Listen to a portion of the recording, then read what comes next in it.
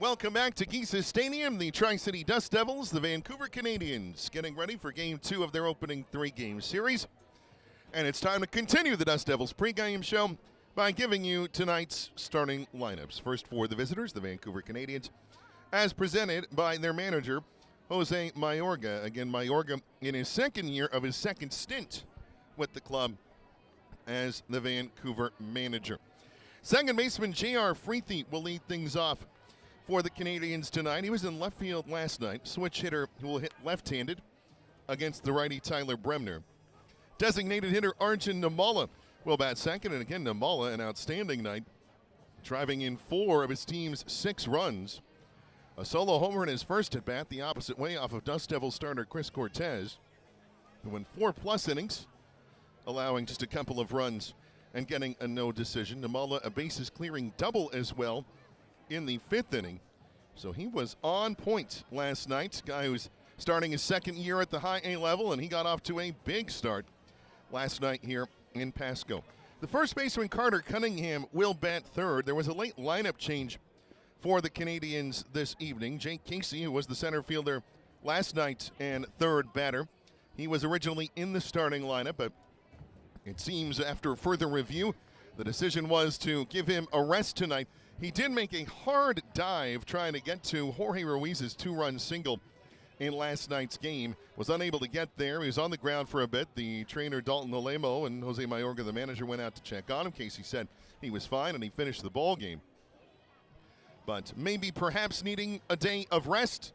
Who of us doesn't every now and again? And so Casey out of the lineup tonight and hoping that he is feeling well and ready for tomorrow's action. But it is Cunningham, the third baseman, left-hand batter. He will bat third tonight. Alexi Hernandez, the right fielder, is the cleanup man. Brennan Orff, left-hand hitting left fielder, will bat fifth. He's the man who shoots into the lineup in place of Casey tonight. Kendry Chirinos, the third baseman, will bat sixth, making his 2026 debut. So too is Hayden Gilliland, left-hand hitting catcher. He bats seventh. Gilliland had a big game here last year for Vancouver, and the backup catcher will step in this evening for the Seas. Manny Beltre, the shortstop, will bat eighth. He is the son of Hall of Famer Adrian Beltre, who played 4 years with the Seattle Mariners, and probably best known for being a Texas Ranger and a Los Angeles Dodger in either order, however you want to do it. Beltre, the shortstop, will bat eighth, again making his debut tonight here at this level. Matthew Valet, the center fielder, left-hand hitter out of Quebec. He is the center fielder tonight. He's a left-hand hitter. He will bat ninth with Daniel Guerra, the right-hander, on the mound for the Vancouver Canadians. Vancouver tonight is in their red, or R, however you want to do it, depending on where you are in the Anglosphere. It's either one. I believe we would say, south of the 49th parallel, that Vancouver is wearing their red jersey with Canadians across the front in white, number underneath it and on the back, white as well. Gray road pants and the red Canadians cap on top. And that is the look as the managers right now meeting with the umpires. Patrick McMorris will be the home plate umpire tonight. Brady Parrish will be the man on the bases. And with that, let's get to the Tri-City Dust Devils starting lineup this evening is presented by their second-year manager, Dan Billardello. Center fielder Anthony School will lead things off, left-hand hitter. He was 0 for 3, putting the ball in play all 3 times, but then got 2 hits in his last 2 at-bats for a 2 for 5 night. He was one of 2 Dust Devils with multi-hit games. Capri Ortiz is the shortstop, batting second. And we have indeed confirmed, in fact, we did it live on air last night, Capri is no longer a switch hitter. He is now solely hitting from the right-hand side, which was his natural hitting side before joining the Angels org as a young pro. They want to be a switch hitter. Maybe he thought it was a good idea, so he had worked on hitting from the left-hand side. He had far more power from the left-hand side than he did the right-hand side last year as a Dust Devil. But Capri Ortiz, now exclusively a right-hand hitter. So no more switch hitting for Capri. Jake Monroe, the third baseman, will bat third. By the way, Ortiz with 2 stolen bases last night as well and a hit. Ryan Nicholson, the first baseman, will bat cleanup. He a lefty and he the other Dust Devil with a multi-hit game last night, including an RBI single that gave the Dust Devils the lead in the 6th inning of their 8-6 victory last night. Randy DeJesus, the right fielder, will bat fifth. Juan Flores, the hero from last night, 2-run single in the bottom of the 8th, giving the Dust Devils the winning margin. He catches and bats 6th. Jorge Ruiz, the left fielder, will bat 7th. He's a left-hand hitter. Yohan Macias, the second baseman, will bat 8th. So really the only change to the lineup for Dan Villardello's side tonight is Macias slotting into the 8th spot for Adrian Plasencia and at second base. Both are switch hitters, the only two on the club, and designated hitter Caleb Bartolero will bat 9th for Tri-City with right-hander Tyler Bremner on the hill for the Dust Devils. They are wearing their 25th season jerseys. It is a navy jersey, Tri-City across the front in white, little bit of light blue trim. That's also true of the numbers on the back. And the navy jersey has beige pinstripes, navy and beige, of course. The Dust Devil colors, that goes back all the way to the Rockies affiliation when the Dust Devils started here in the Tri-Cities in 2001. White home pants for the Dust Devils and their 25th season cap, a navy cap, TC logo on the front, but not the interwoven TC with which we're familiar. No, it's the older TC, kind of right next to each other, connected, and a beige brimmed cap rounding out the ensemble. We mentioned the two games in the Northwest League. Both scores have changed since we mentioned them all of 10 minutes ago. The Everett Aqua Sox now lead the Spokane Indians 3-2, bottom of the 5th inning at Avista Stadium. So that's a couple of runs for Everett in the top of the 5th inning. Meanwhile, the Eugene Emeralds have extended their lead over the Hillsboro Hops.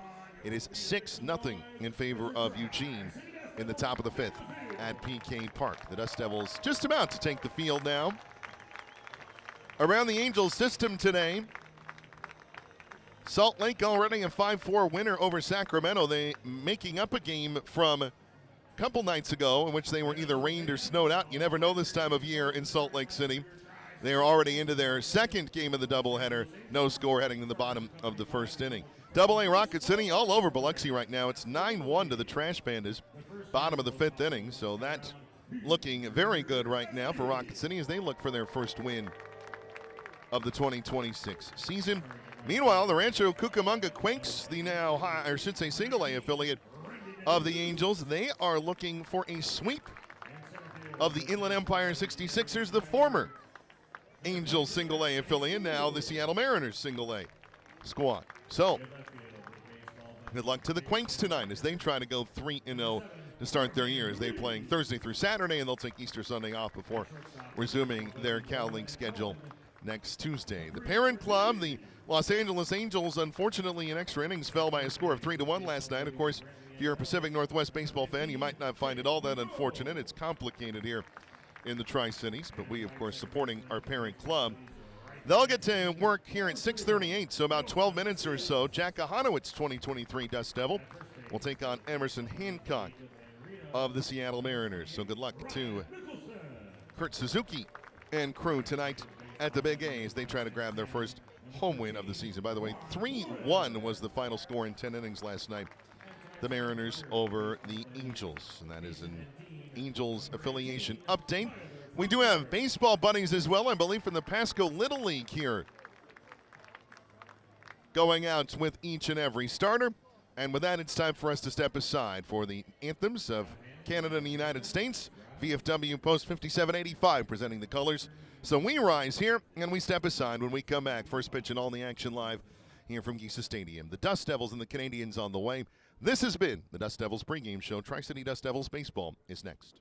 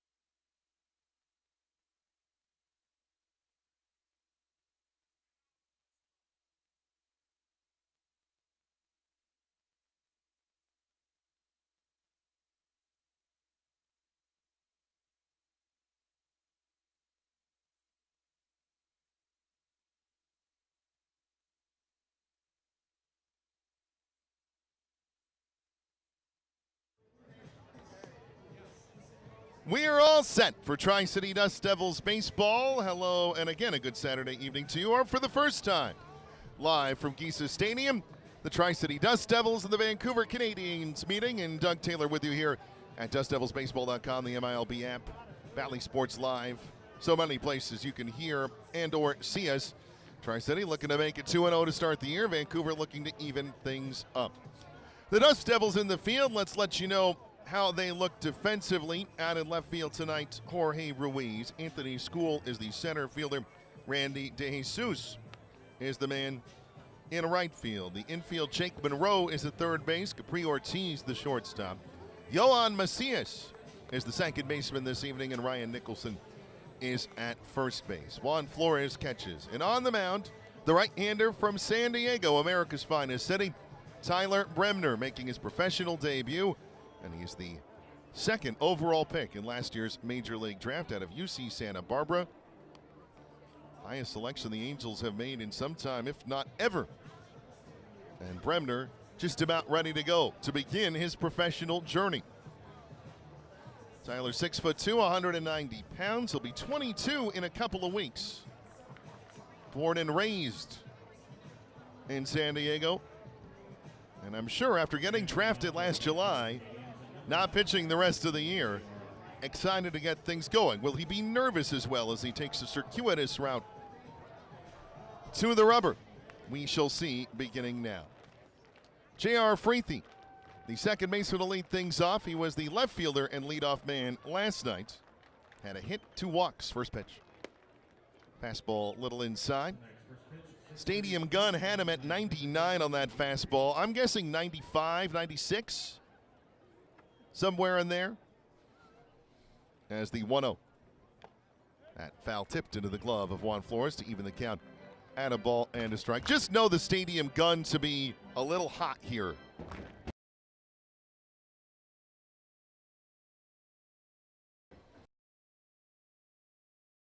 As popped in the air, third base side, foul out of play. 1-2 now the count to J.R. Freethy. Get out of the Sacramento suburb of Rockland, California. Played collegiately about an hour and a half or so away at the University of Nevada for the Wolfpack there. The 1-2 at the changeup, low and outside, 2 balls and 2 strikes. That is perhaps the feature pitch for Tyler Bremner, at least certainly at UC Santa Barbara. He was known for a changeup that did damage to players at both sides of the plate. It was not just something that ran away from lefties and caused problems. The 2-2. That's low. The count full now, 3 balls and 2 strikes. And with a professional debut, it could take a little bit of time for Tyler to settle in. Arjun Namala, the DH on deck, the 3-2. Changeup, holding the ground, first base side. That is foul and rolling right to the first base coach this evening for Vancouver. And his bench coach, Matt Von Romer, out there at first. Jose Mayorga, the manager, is at third. As Bremner working from the windup. Steps in again, the 3-2. Fouled away, third base side lined. Thankfully, I believe, over the seats. Everybody okay? So Freethy making Bremner work a little bit here in this first at bat of his pro career. It's the one that Bremner is handling. Once more, the 3-2. Swing and a miss, strike 3. Maybe got a piece. Either way, Freethy down on strikes, and Tyler Bremner starts his pro career with a strikeout. 1 up and 1 down here in the top of the first, and a tough customer stands in on the right-hand side. Designated hitter Arjun Namala stepping in. Last night, Namala, 2 hits and a walk. He hit a solo homer in the first inning. Then a bases clearing double in the 5th. So he drove in 4, scored 3 times. First pitch.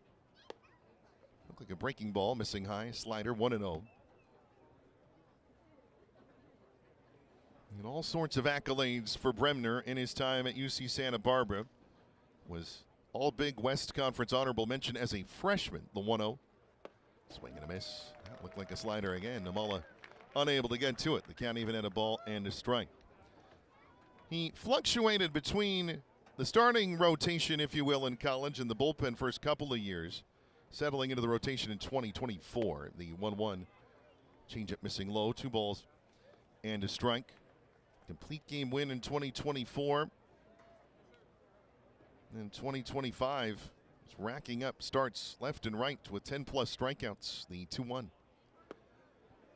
That misses either high or inside, close but no. 3 balls and a strike.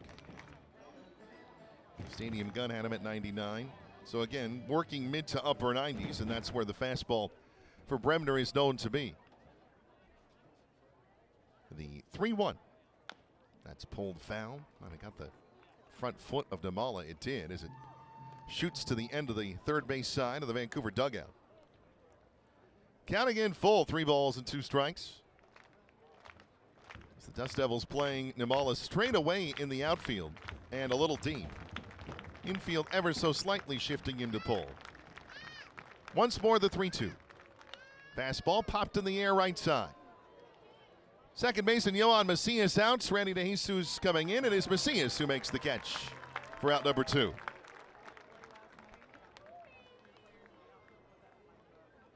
So it's a P4 in shallow right field. 2 up and 2 down for Tyler Bremner. And 2 outs for Vancouver in the top of the first. Vancouver and Tri-City, no score, just underway, as you may have gathered. Carter Cunningham, the first baseman, stands in, lefty. It's the righty Bremner who steps and winds, deals. Fastball in the inside corner, taken for a strike, 0-1. And Cunningham shifting into the lineup spots that Jake Casey held last night. Originally that was the plan, but Casey stepping out of the lineup late, the 0-1. Off speed, change up, grounded right side. Is it in play?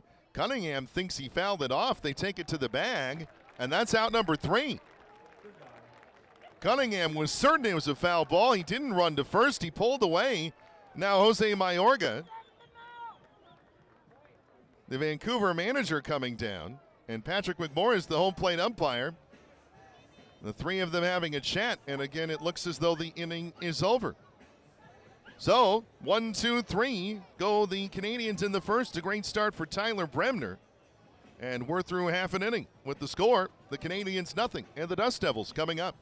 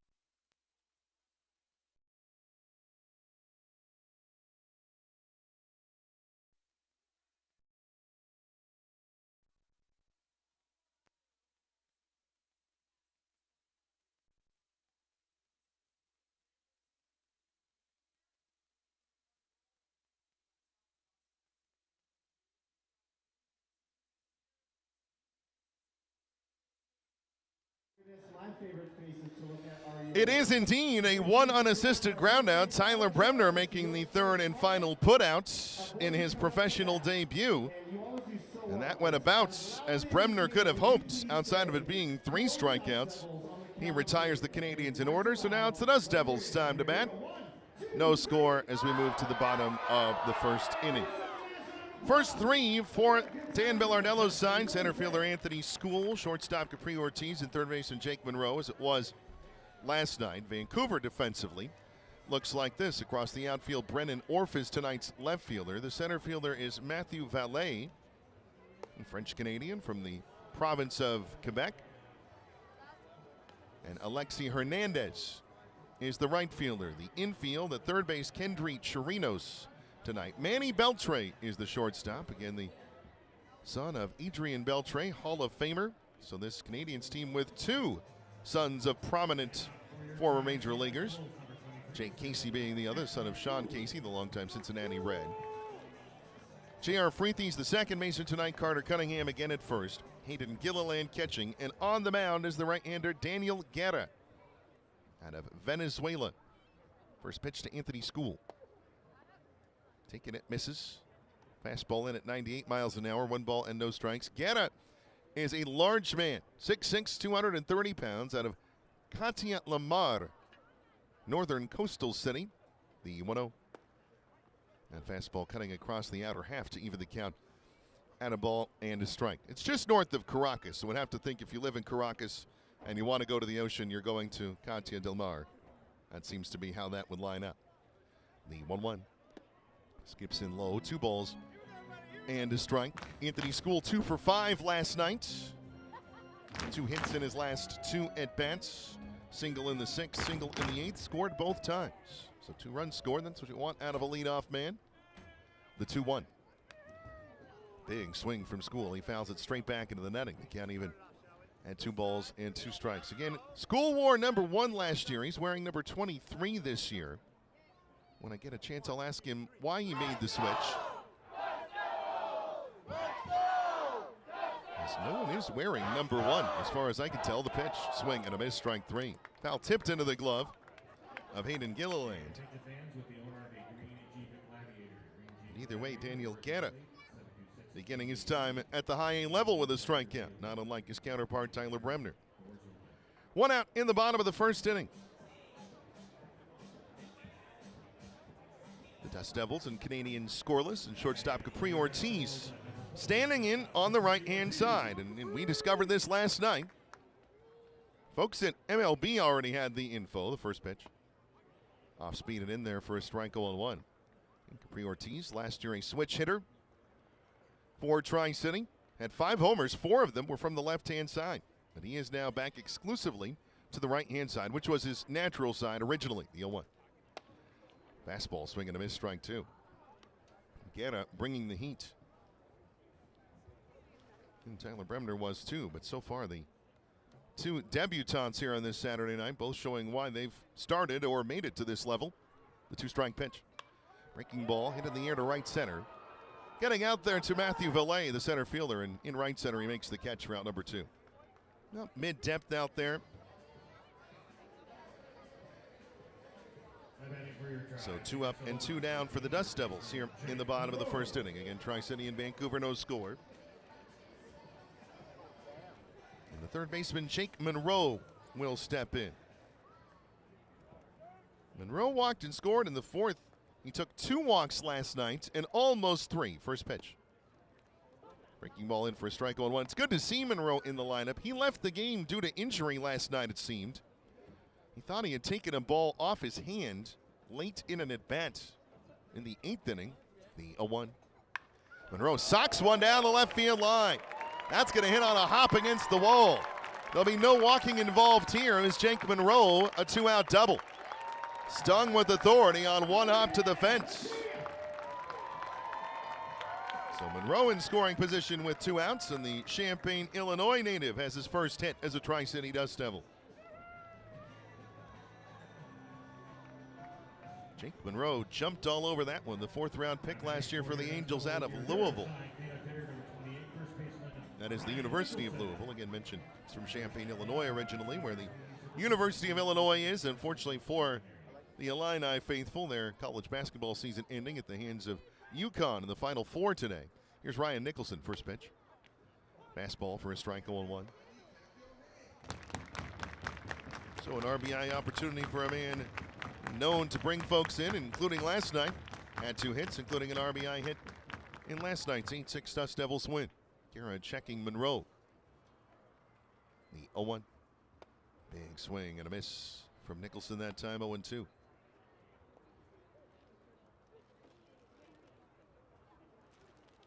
So quickly, Nicholson down 2 strikes. 14 homers for the Dust Devils last year. The Northwest League Player of the Month in April 2025. The 0-2. Taken low. 1 ball and 2 strikes. The left fielder, Brennan Orff, playing a bit in with 2 outs, trying to warn Nicholson away from trying to just dink one out into left. Not really his game. The 1-2. Check swing. Nicholson able to hold up, and the pitch missing, either high or outside. 2 balls and 2 strikes. Vancouver opened the scoring last night. Tri-City trying to do that here in the bottom of the first. Right fielder Randy DeJesus waiting on deck for the Dust Devils. The 2-2. It's low and the count full. 3 balls and 2 strikes. Mentioned going through the lineups. Guerra 4-5, a 3.40 ERA last year at Single A Dunedin. Florida State League hitters at 203 against him. As Ryan Nicholson uses his timeout in the full count here, may as well.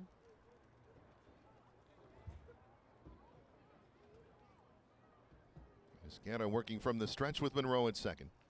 Checks him a second time and comes set right at the Canadians' letters. 3-2. Nicholson pulls a soft grounder, first base side, right to the bag. It hits the bag, but it comes back to Guerra covering. He grabs it and steps on the bag himself. And so both halves of the first inning end with a 1 unassisted putout and a somewhat strange one at first base. So the inning is over. The Dust Devils are turned away. No runs, a hit, no errors, and a man left through an inning in Pasco. The Dust Devils nothing, the Canadians the same. This is Tri-City Dust Devils baseball.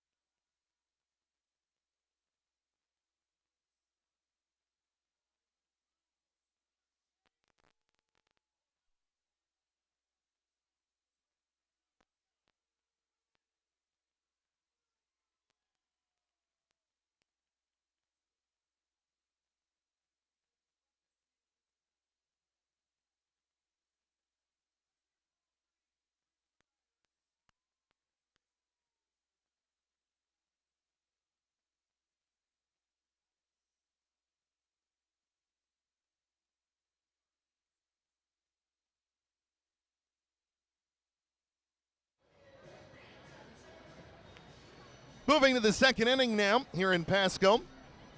Tri-City and Vancouver scoreless as both starters putting up zeros in their respective halves of the first inning. Tyler Bremner a 1-2-3 first inning with a strikeout to start things. And so the first man he faces in the second is the cleanup man, right fielder Alexi Hernandez. Left fielder Brennan Orff. Third baseman Kendry Chirinos to follow. Tyler Bremner 16 pitches, 10 strikes in the first inning. First pitch from Bremner. A little off speed and in there on the outer half, 0-1. Mentioned this last night, but Hernandez 2 homers in a game here in his debut at the high A level last year. The 0-1, a fastball just missing that lower outside corner, and so the count even at a ball and a strike. A hit and a walk last night for Hernandez, ended up going 1 for 3. One of those outs to the warning track and right. The 1-1. Not the changeup and a swing and a foul tip for strike 2. And that changeup has been the bread and butter pitch for Tyler Bremner in his young playing career, now a professional one. As he works from the wide, glove at the belt, he steps the 1-2. Fastball, it's there, strike 3. Alexi Hernandez looked back, I should say, at home plate umpire Patrick Maboris. And I think he knew what he was going to see there. Tyler Bremner with strikeout number 2 in his first looking of his pro career. First 4 retired. 1 out of the second. Dust Devils and Canadians scoreless. The base is empty for left fielder Brennan Orff. Orff last night was the designated hitter in the 7 spot. Went 0 for 3 with a walk. First pitch. That was the changeup. Missing low. 1 ball and no strikes.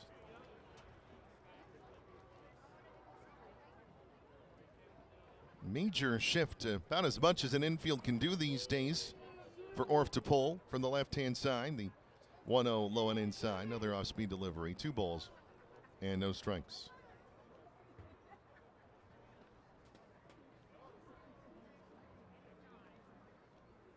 Bremner winds the 2-0.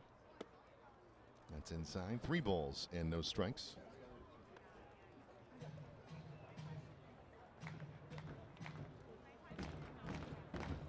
Ortiz playing close to up the middle.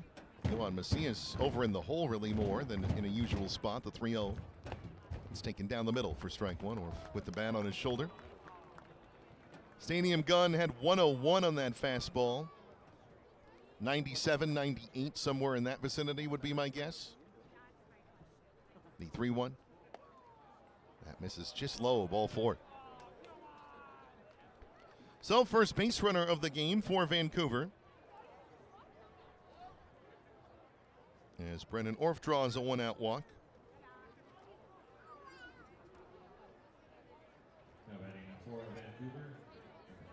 And Kendry Chirinos, the third baseman, steps in, making his 2026 debut. Chirinos listed at 5'11", 190, 21 years old, also out of Venezuela. First pitch. Righty in the stirrup socks takes a fastball, missing, not by much. 1 ball and no strikes. Brendan Orff, a short lead at first. I don't believe known to be a particular stealer of bases. The 1-0. Low and outside. 2 balls and no strikes. So Bremner looking to rein things back in. He did have 2 stolen bases last year in 18 games for Vancouver. In his longest season, 67 games in 2024, had no steals, was caught in his only attempt. The 2-0. Chirinos takes a fastball for a strike, 2-1. And the sun setting over the mid-Columbia on this Easter Saturday weekend. Blue skies, just some high clouds, another gorgeous night here in the Tri-Cities. The 2-1. Chirinos, a big swing and a foul straight back, 2-2. So Bremner, after falling behind 2-0, evens the count. 95 games at Dunedin last year for Chirinos. 6 homers, 43 RBI, 255 average. As he calls time. Catcher Hayden Gilliland waiting on deck for the Canadians. As Bremner has a look over at Orff at first. Bremner working about the middle of the rubber. The 2-2. Fastball outside corner, strike 3. Second strikeout looking, third overall for Tyler Bremner tonight. 2 outs here in the top of the second. Tri-City and Vancouver no score. And that brings up Hayden Gilliland. Mentioned him, of course. He is also tonight's King Beverage beer batter. Discounted brews for fans 21 and up for 10 minutes if Hayden Gilliland strikes out in any of his plate appearances in the first 7 innings. First pitch. Change-up, swing and a miss as Gilliland was trying to send that to, well, it'd be like Southridge. Somewhere in the southern Kennewick suburbs, he was trying to locate that one. Did not happen. No balls and a strike. Noise level picking up a bit here. The pitch. Swing and a miss, strike 2 on a slider. It bounces away from Juan Flores, but Orff holding it first. And Hayden Gilliland quickly down 2 strikes. Last year, they have a homer and a 3 RBI day, did Gilliland against the Dust Devils. The 0-2 runner goes. Fastball misses high, and Brendan Orff has a stolen base. Again, mentioned, not really his game, but we've seen already a couple of different things tonight where you just don't expect it, but it happens. Orff reading it well. Has his first steal of the year. He's in scoring position with 2 outs. Now the 1-2. Change up, swing and a miss, strike 3. Tyler Bremner strikes out 3 in the top of the second inning. Only a walk, allowing a base runner, 4 Ks for him, and yes, Another beer batter alerts here at Kisa Stadium. No runs, no hits, no errors. A man is left through an inning and a half. Tri-City in Vancouver, no score. This is Dust Devils baseball.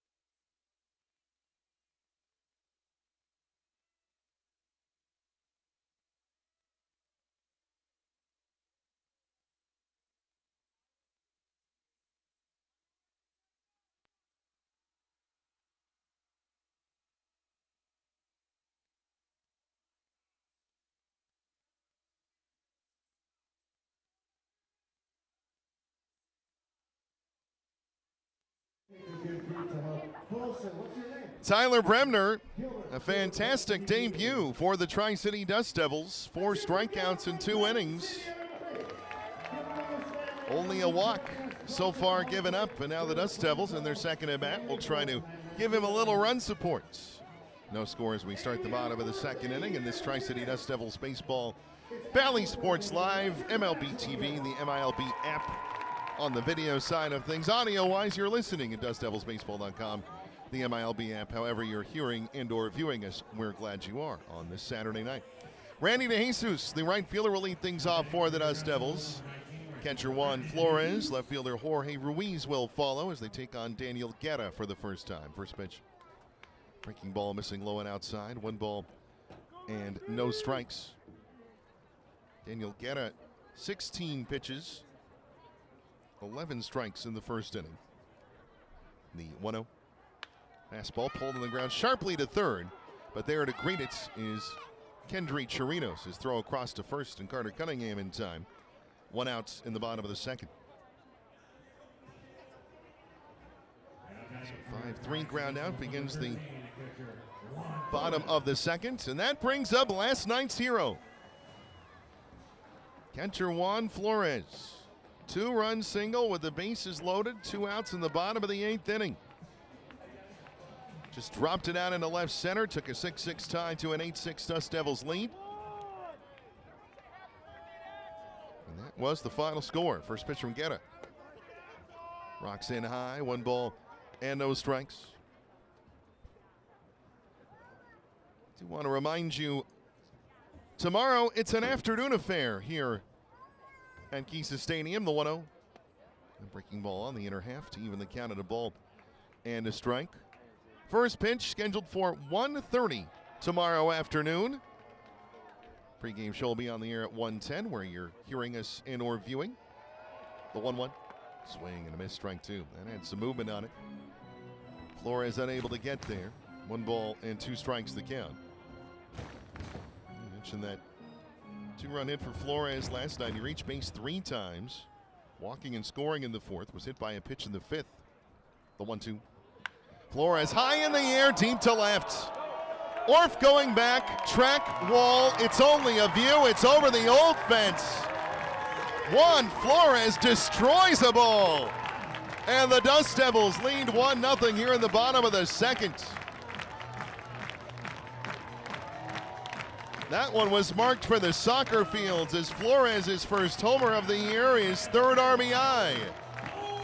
And the Dust Devils lead 1-0 here in the second. That was smacked.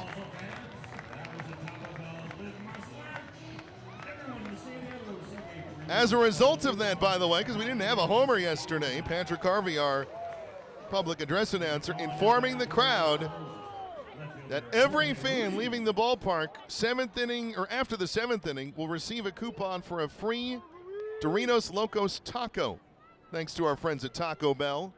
That is the Liv Moss launch promotion starting this year. Jorge Ruiz taking a pitch low, 1-0 the count to him. Guerra fires. Fastball in there to even the count and a ball and a strike. I will ask for the X and velo and distance on that homer from our analytics crew to our left. The 1-1. Fastball, that one missing either high or outside. That was close. 2 balls and a strike. Easton Rhodes, the game planning strategist for the Dust Devils here in 2026. Sam Carpenter, the video assistant to his right, the 2-1. Swing and a miss. The bottom dropped out of that. Ruiz unable to get there. The count even at 2 balls and 2 strikes.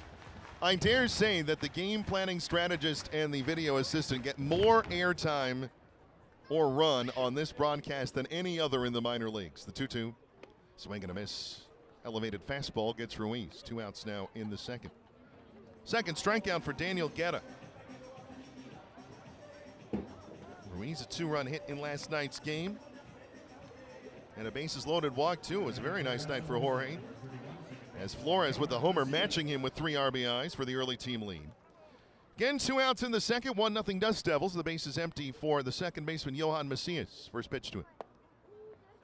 Taken low, 1 ball and no strikes. This is a Venezuela against Venezuela matchup. Yohan Macias from Behuma, Venezuela. As Guerra set the pitch. That one low, 2 balls and no strikes. Seen Gilliland trying to bring that one up. The distance on the homer for Juan Flores, 409 feet over the wall left. That was leaving old fences here. The 2-0. Macias rips one just past Guerra and up the middle. A base hit that bounced right over the second base bag and into center field. As the throw coming in off the glove of second baseman J.R. Freethy momentarily. But Macias with a line drive has his first hit in his first plate appearance as a Dust Devil. That one on a line. And the inning continues. To designated hitter, beg your pardon, I do know how to say that word, Caleb Bartolero. He the DH tonight. Macias with a decent lead at first. 1-0 Dust Devils in the second. Pickoff throw over to first. Back safely is Yohan Macias.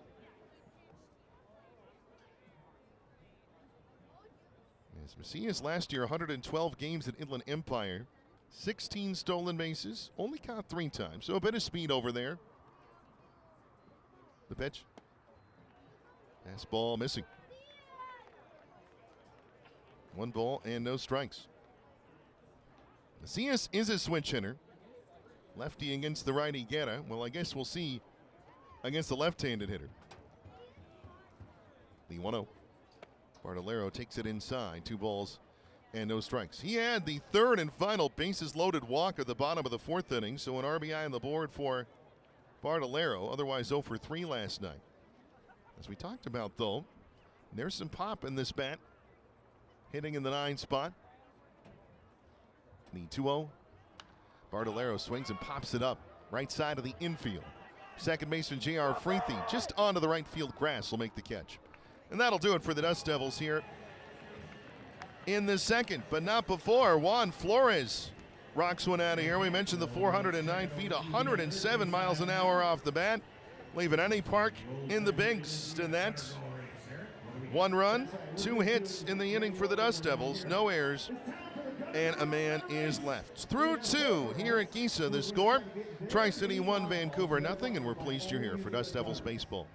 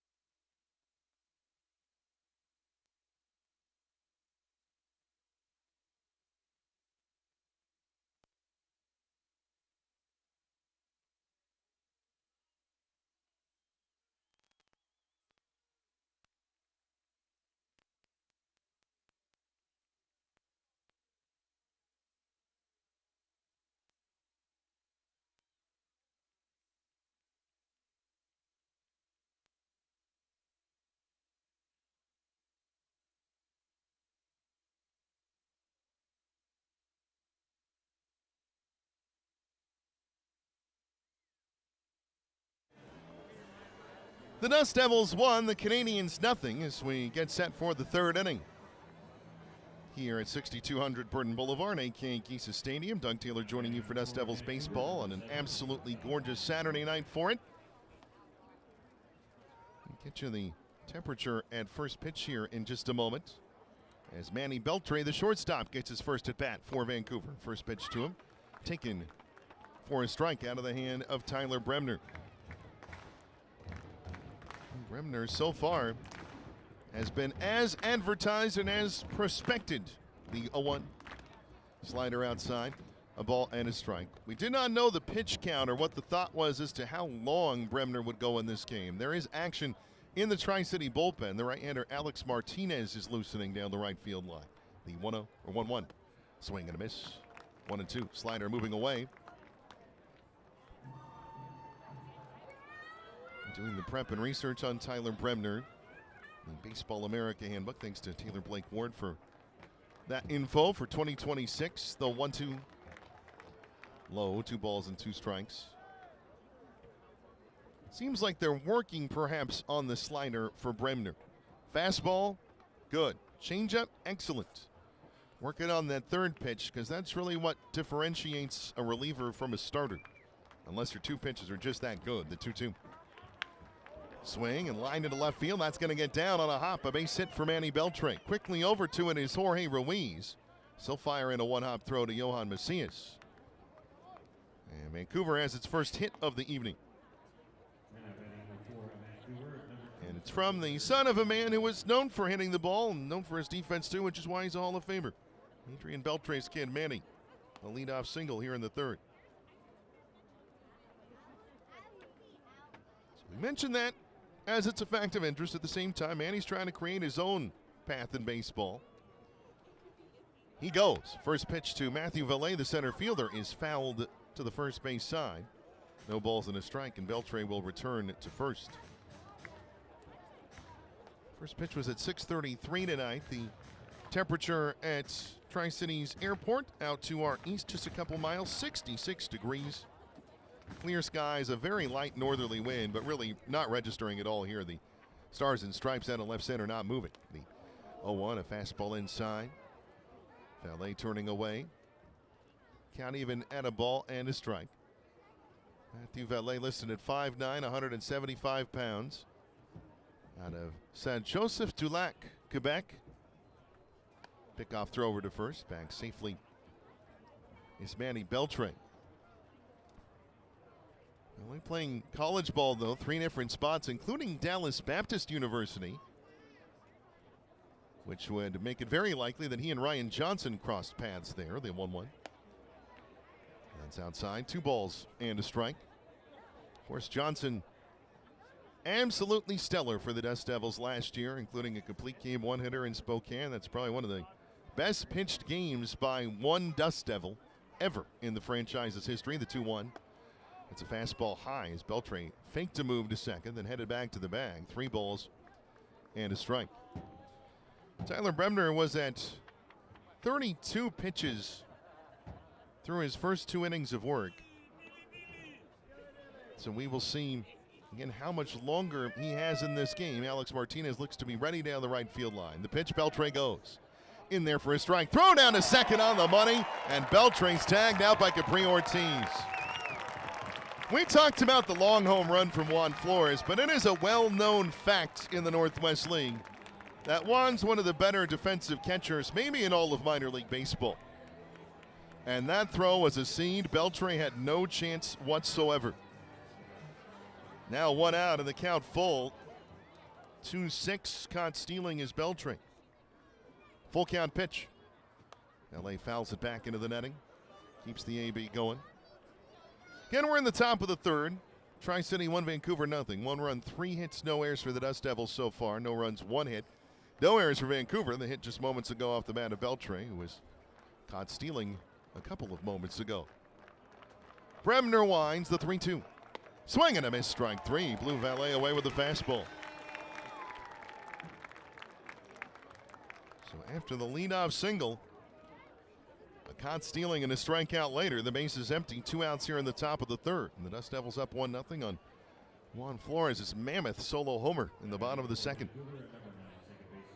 J.R. Freethy, the second baseman, steps back in. He struck out swinging his first time up. Did take Bremner to a full count. First delivery. Fastball, it's in there, strike one. Bremner wearing the number 18. Here with the Dust Devils.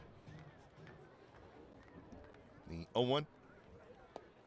Slider catching the lower part of the zone, 0-2.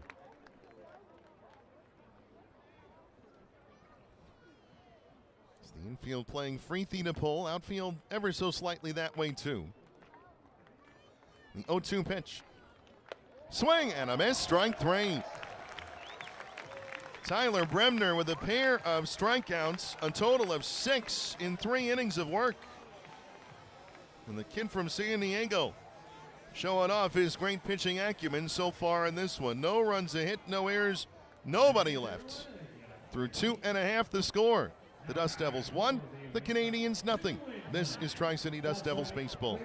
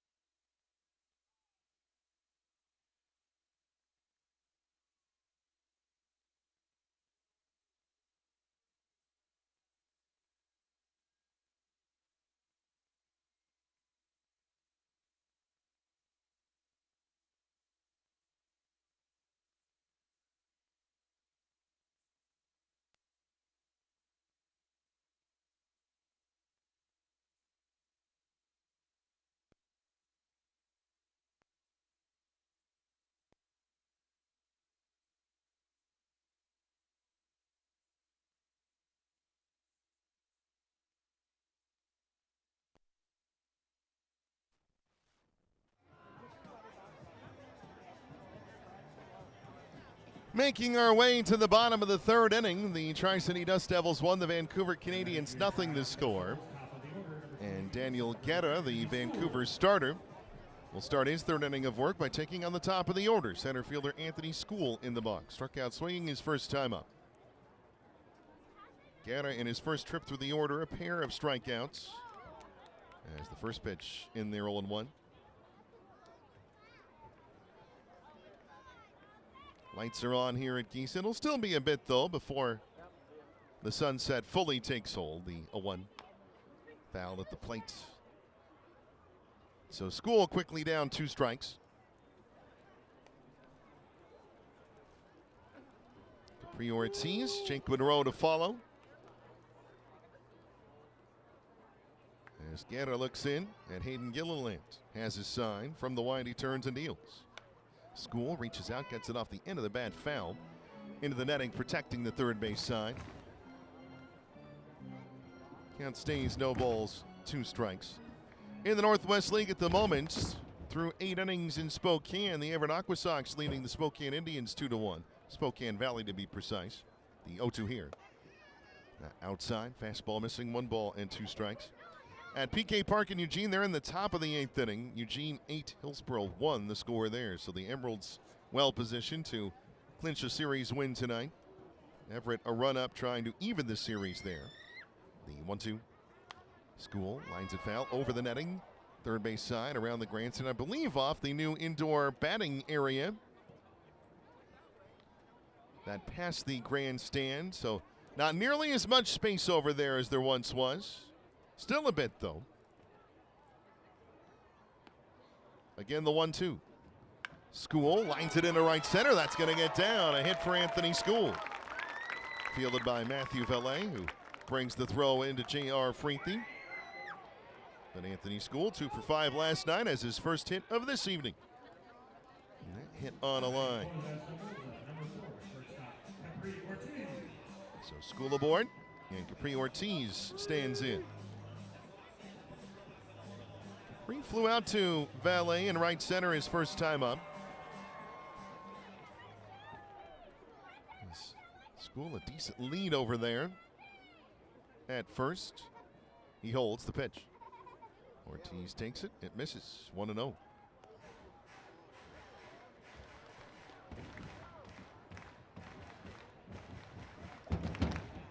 Anthony School last year for the Dust Devils, 5 stolen bases in 12 attempts. We'll see if he works on that a bit this year. Draws a throw, back in safely with a dive is School. And as somewhat usual, the fans booing the pitcher for doing his job of holding runners on. The 1-0 coming here, and here it is. Fastball missing low. 2 balls and no strikes to Capri Ortiz in that right-hand box. So we went to the Northwest League scores. We'll get you an Angels organizational update. Have seen text of a great play in Anaheim, the 2-0. Ortiz a bunt in front of the plate. It's fair. Throw down to second is in time. So School is out at second. And Ortiz, it was a surprise bunt, and the surprise executed well. Unfortunately, the bunt ended up just right in front of the plate. And so School out at second. It is a fielder's choice bunt. 2-6 the out recorded at second base. So Ortiz takes School's place at first. 1 out in the third. 1-0 Tri-City leading. And Jake Monroe doubled his first time up at the plate. Pickoff throw a little high and wide. Ortiz back in with a dive. Capri stole 27 bases last year leading the team. He stole 2 bases last night. He's on pace for 264 stolen bases this year. As he goes, pitch misses. Throw down to second. Not in time, and there's stolen base number 3.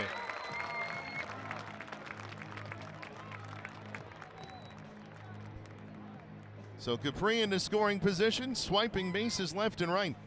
And by the way, if he does steal 264 bases, it will be a record. I can confirm that. He at second with 1 out. The Dust Devils looking to add to a 1-0 lead. The 1-0 to Jake Monroe. Comes in high, 2 balls and no strikes. The double by Monroe, socked on a line toward the left field line, not fully right down it. And on a hop against the wall, it was stung.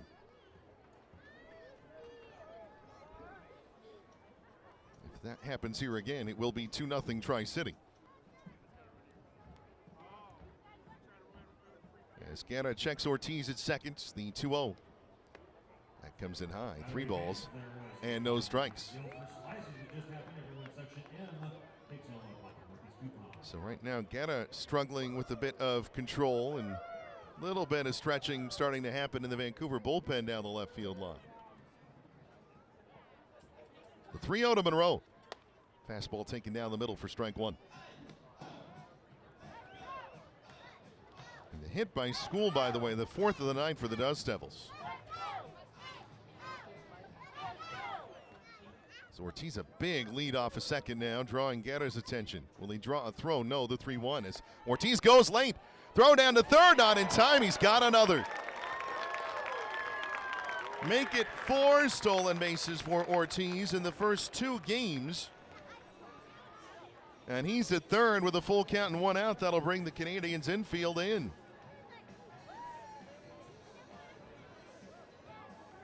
Pre-Ortiz tormenting Northwest League batteries for a 2nd consecutive year. Full count pitch coming to Jake Monroe. The pitch. Fastball, it's there. Strike 3. Daniel Guerra getting the 2nd out of the inning by getting Jake Monroe looking. 3rd strikeout of the evening for Guerra. 2 outs here in the bottom of the 3rd. Tri-City 1, Vancouver 0. Capri Ortiz at third base. Ryan Nicholson, who grounded out 1 unassisted up the first base line his first time up, stands in a 2nd time. Infield back now for Vancouver with 2 outs. The first pitch. Fastball moving away. 1 ball and no strikes. Shortstop Manny Beltre working toward the second base bag. So shifting Nicholson to pull, and he does do that. J.R. Freethy in the hole at second. The 1-0. That misses. 2 balls and no strikes. Tumbling slider. Not missing by much, but Nicholson in the proverbial hitter's count now. 2-0. Anything getting past Hayden Gilliland. Capri Ortiz likely to try and get home for the second run of the night. The 2-0.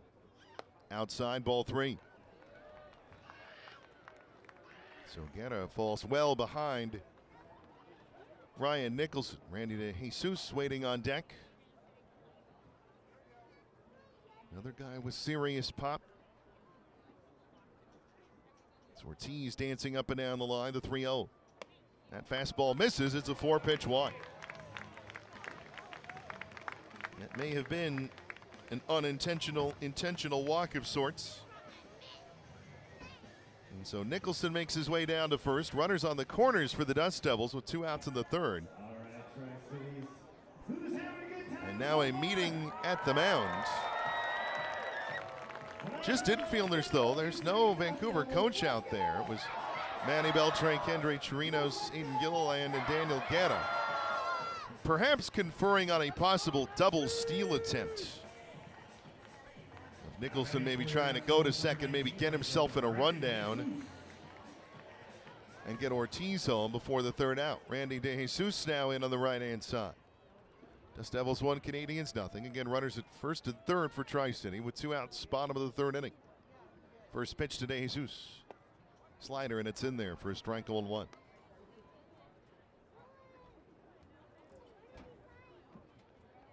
Still a good amount of blue in the sky. We do have post-game fireworks presented by Yolks Fresh Market this evening. You'll likely hear them in the background of our post-game show. The 0-1. Low and outside. Fastball missing. A ball and a strike. And Randy DeJesus setting the all-time single-season record for home runs by a Tri-City Dust Devil last year. 18 home runs on the year for the man wearing 19 on the back of his jersey. The 1-1. It's low. 2 balls and a strike. Knocked down by Gilliland. He keeps it in front of him.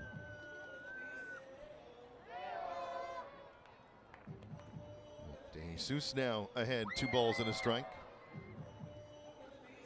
Once more, Alex Martinez, the right-hander, throwing in the Tri-City bullpen. He's just been staying loose down there. Looks as though Tyler Bremner's night might be over after 3 innings, but what a debut it is. If that is all, the 2-1. Swing and a miss. Big cut on a heater. And DeJesus unable to get there. The count even now at 2 balls and 2 strikes. Ortiz at third. Nicholson at first. Manager Dan Bilardello going over to Ortiz to bring instruction and send a sign over to Brian Rupp, his first base coach, and Ryan Nicholson there. Nicholson goes. The pitch. Swing and a miss. Strike 3. Looked like the Dust Devils maybe had that double steal on, or delayed double steal. DeJesus comes up empty, though. And the inning over, Daniel Guerra getting himself out of some trouble here in the third. And now up to 4 strikeouts on the night. No runs for the Dust Devils. 1 hit. No errors. 2 are left. The Dust Devils have left 4 on so far in the game, but they've scored 1. And that's the only run of the night as we go to the 4th to score. Tri-City 1, Vancouver nothing. Once more, this is Dust Devils baseball.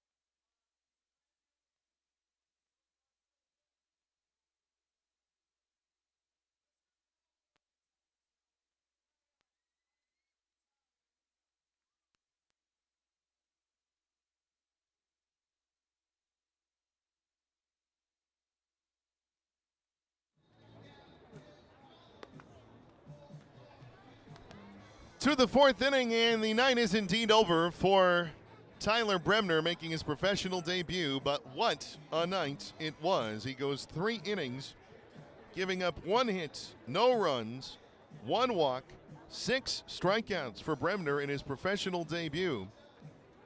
And he steps aside.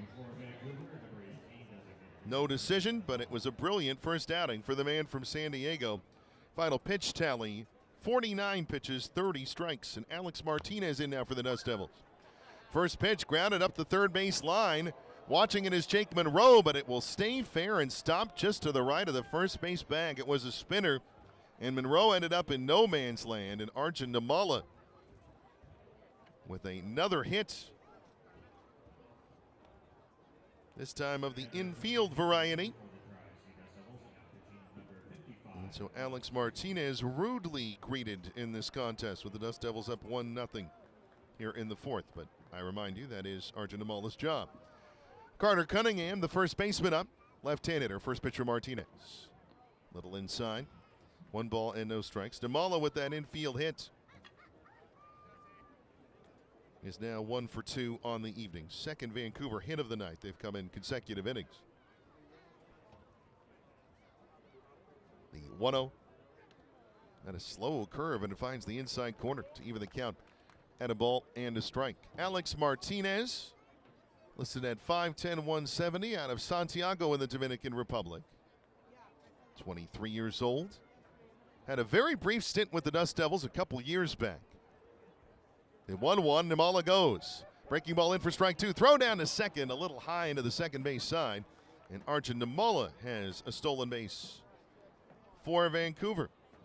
That's their second stolen base of the night and of the season for that matter. They had none yesterday.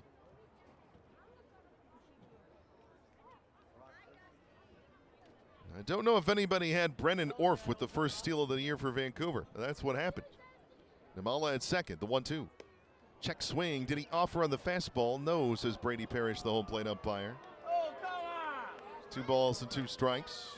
The umpires in the seats disagreeing. Nothing too disrespectful uttered, it seemed. 2-2 now the count to Carter Cunningham, who grounded out to first his first time up. It was a matter of some controversy, the pitch. At the knees, strike 3. Alex Martinez finding the outer half and catching Carter Cunningham looking. 1 out in the top of the fourth. First strikeout for Martinez, 7th of the night by Dust Devils pitching. That'll bring up Alexi Hernandez, the right fielder. He struck out looking against Tyler Bremner, his first time up. 1-0 Dust Devils in the fourth. Namala at second with 1 out. The pitch, swing and a miss at a slider from Martinez. 0-1 the count. Mentioned Alex Martinez was here with the Dust Devils 2023 for 4 outings at the very end of the season. As Hernandez calls time. 8 innings, 3 runs earned, 4 in total on 4 hits. Control was a bit of an issue. 10 walks and a hit banner against 7 strikeouts, but Northwest League hitters hit just 154 against it. So this is second stint with the Dust Devils. The 0-1. Swing and a miss, strike 2. Another breaking ball. His last year of work was 2024. Did not pitch last year, recovering from injury. 5-6 his record, a 2.60 ERA and 48 relief outings, 12 saves and 13 tries. Martinez sat checking Namala at second, the 0-2. Another slider, it's there, strike 3 on the outside corner. Consecutive strikeouts looking. And Alexi Hernandez, too many words for Patrick McMorris, and he's been ejected from the game.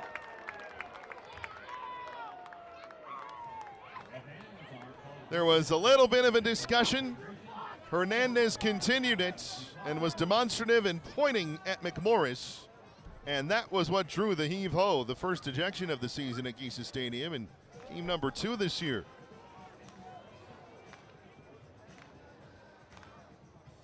And so now Jose Mayorga, after having a word with Patrick McMorris, is going to have to go to the lineup card. And they're in a little bit of a difficult situation, are the Canadians. So we talked about Jake Casey apparently unavailable tonight for the Canadians, or at least that was the thought. He was originally in the lineup and then out of it. So the C's down an outfielder, and now they're down 2 because of Hernandez's ejection. Here's Brennan Orth, the left fielder. First pitch foul tipped into the glove of Juan Flores for a strike 0-1. So would guess it would probably be J.R. Freethy heading to the outfield and an infielder coming in. We'll see how Jose Mayorga wants to play it right now. Dust Devils still just trying to get out of this situation as the 0-1 off-speed missing low, a ball and a strike. Martinez with 2 strikeouts in the inning. Nimmala in scoring position. So a hit would very likely tie this game unless it was right at one of the Dust Devil outfielders. The 1-1. Fastball high. 2 balls and a strike. And it seemed like there's been some action in the Vancouver bullpen, but that maybe has slowed now. So we'll see if Daniel Guerra heads out for a 4th inning. The 2-1. Orf takes it low. Breaking ball that time missing. 3 balls and a strike. If Orf reaches, third baseman Kendry Chirinos waits on deck.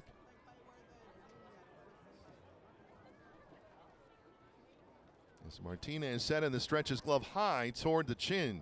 The 3-1. It's low, ball 4. So Orf draws a walk. 2 on now for Vancouver.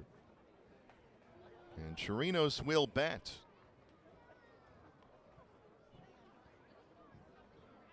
And looks to have some power and a bit of stress here for Alex Martinez in the 4th inning. As mentioned, his last full year, 2024, had an outstanding year in the Inland Empire bullpen and acquitted himself pretty nicely in his brief time with the Dust Devils in 2023.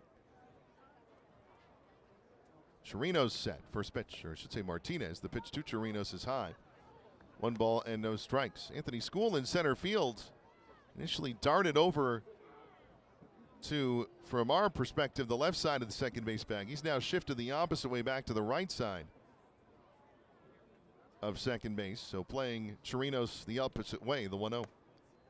Fastball missing just high. 2 balls and no strikes. So the outfield is tilted slightly the other way. Infield playing a little differently. Jake Monroe, the third baseman, is hogging the line in a no double setup. 2-0 the count. The pitcher Martinez. Fastball swing and a miss. Chirinos almost swung out of his shoes. Had to step through the other side to re-catch his balance.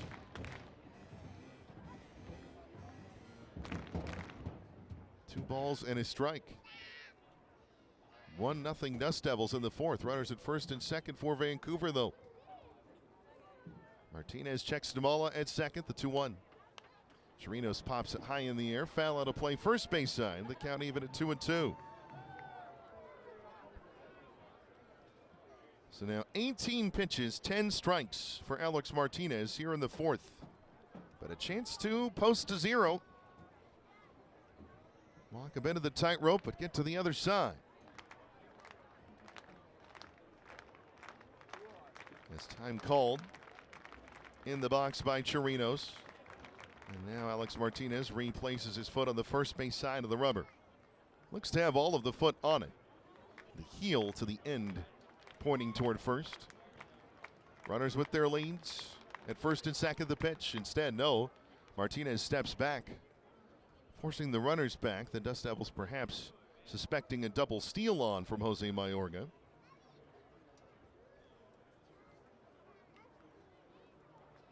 Catcher Hayden Gilliland on deck for the Canadians. Yohan Macias trying to keep Nimmala close to 2-2. It's high in the count, full now. 3 balls, 2 strikes. That will send both Nimmala at second and Orf at first into motion. As Chirinos resetting in the right-hand box. The bat bouncing over his right shoulder. The full count pitch. Runners go, and the pitch fouled into the netting. I know plate, so we'll do it again, 3-2. Mentioned 1:30 start tomorrow for us. Easter with the Dust Devils at the ballpark. There is Easter brunch fans have been signing up for. If you're listening in at the ballpark, I would recommend stopping into guest services to see if you can still get in on that.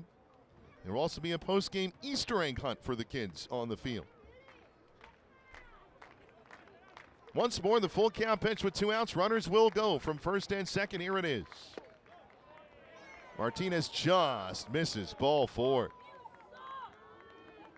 That was awfully close. But Kendry Chirinos draws the walk, and the Canadians have the bases loaded now with 2 outs in the top of the 4th. Second walk in as many batters issued by Alex Martinez.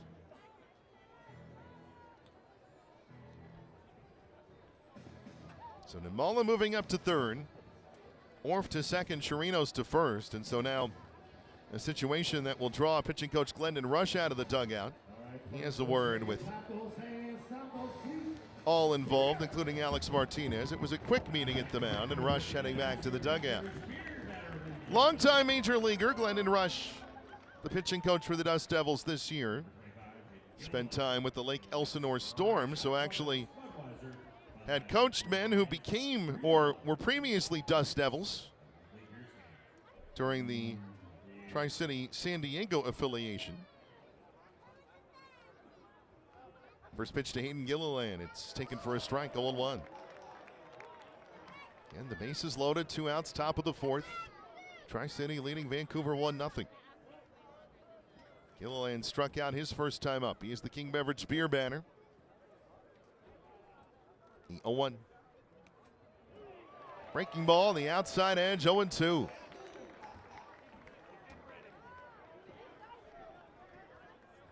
So Martinez well out in front here, needing one more strike to put out this bases loaded fire. As he looks in at Juan Flores, has his sign, glove at the hip, and now coming set at the chin in the stretch. The 0-2.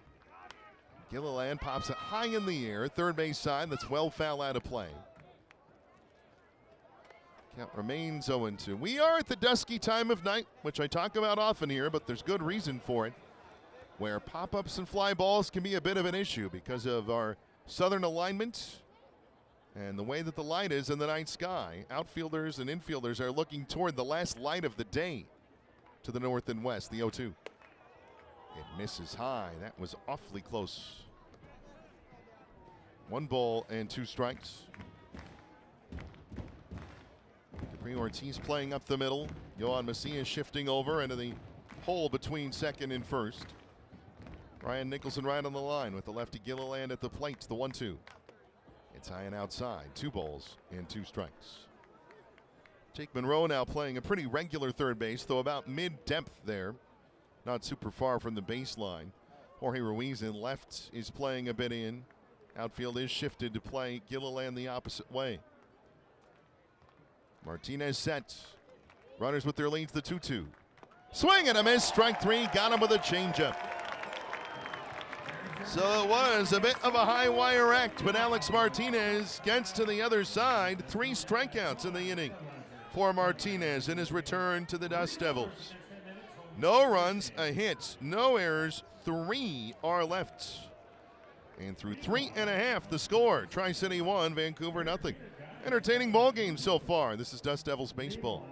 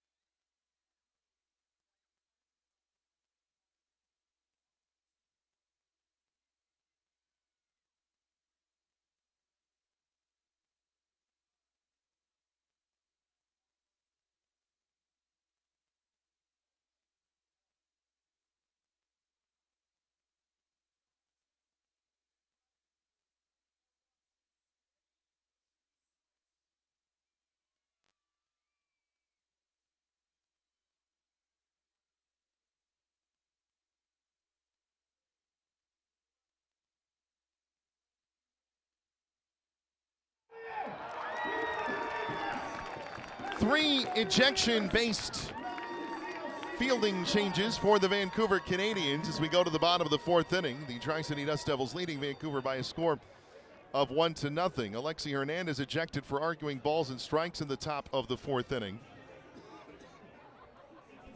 So that causes a couple of shifts. One we anticipated. J.R. Freethy, who was the second baseman tonight, going out to left field, where he started last night. Brendan Orff, who was the left fielder, shifting from left field to right field. And Maddox Lotta, last night's second baseman, stepping in. He had the night off, and then he didn't. He's now at second for Vancouver. Juan Flores, responsible for the only run of the game so far at the plate. First pitch from Daniel Guerra, misses low, 1 ball and no strikes. Flores took Guerra deep, and I mean deep, over the shed in left field and over the old wall for a solo homer in his first plate appearance in the 2nd inning. 409 feet, a soaring blast, 107 miles an hour off the bat. In case you don't know what those numbers mean, they're both very good. The 1-0 comes in high, 2 balls and no strikes. So again, Freethy to left field from second. Orff, the left fielder, moving over to right field, and Maddox Lotta into the game to play second, the 2-0. Fastball big, swing and a miss by Flores. He was going for his second of the night. He comes up empty. 2 balls and a strike.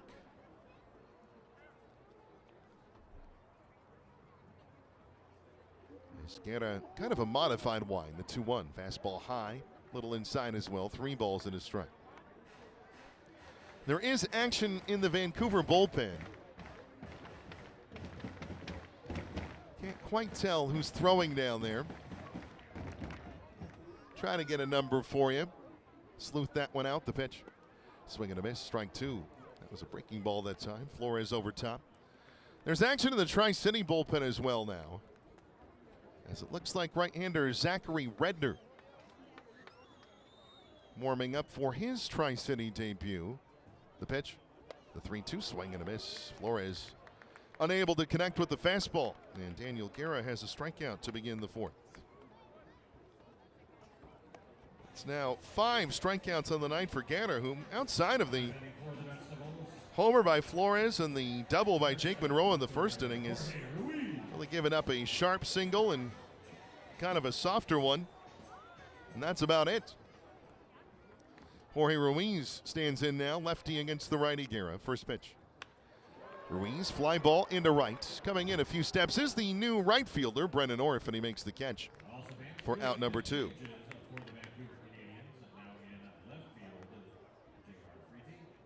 So 2 up and 2 down for Daniel Guerra, who has settled in a bit here after what was a bumpy 3rd, though he was able to get away with not giving up a run.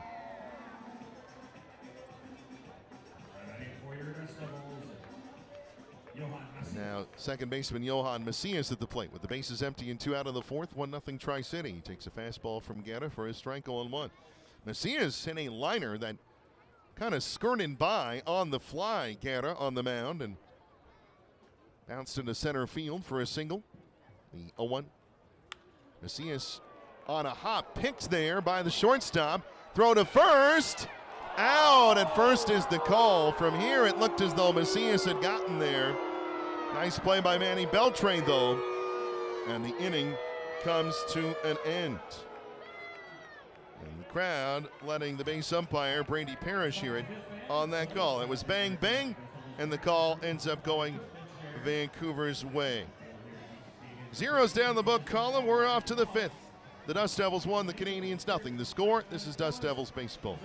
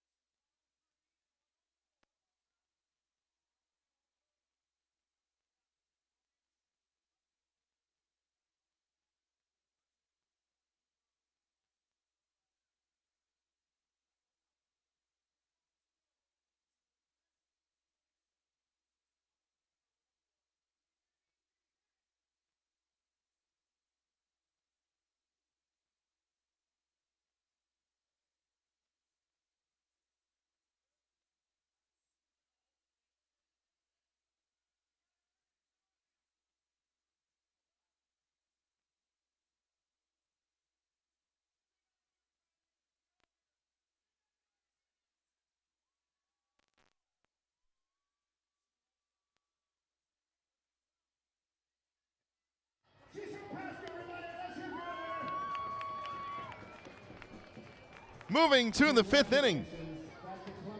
Here in Pasco, Kennewick, and Richland, known as the Tri-Cities, with the Tri-City Dust Devils leading the Vancouver Canadians by a score of 1-0.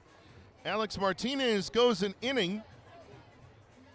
It was a little bit of a stressful inning, but ultimately a scoreless one, which as a reliever is the job. As Martinez, an inning, no runs given up. He walked 2, struck out 3. And in the end, strand of the bases loaded. And now it is Zachary Redner taking over. First pitch from the righty. Fastball in for a strike. 0-1. We did mention Redner last night and his connection to perhaps the most prominent Vancouver Canadian, as Manny Beltre at the plate. The 0-1 popped in the air. First base side, foul out of play, 0-2.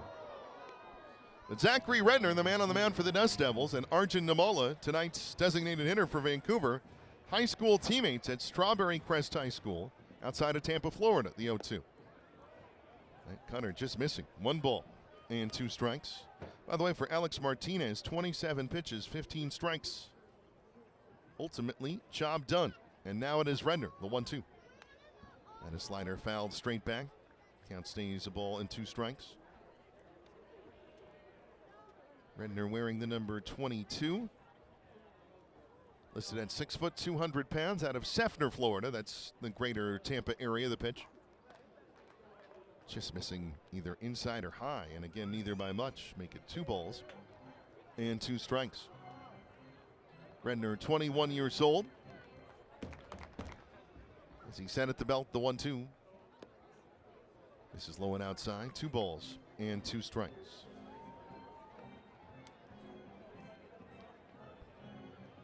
Redner playing at Hillsborough Community College, kind of a JUCO setup in Florida, drafted in the 20th round in 2024. The 3-2 grounded up the middle. Capri Ortiz gets to it from behind second, throws to first in time. Carried in a couple of steps and then whipped it over. Another stellar play by Capri Ortiz. 1 out here in the 5th.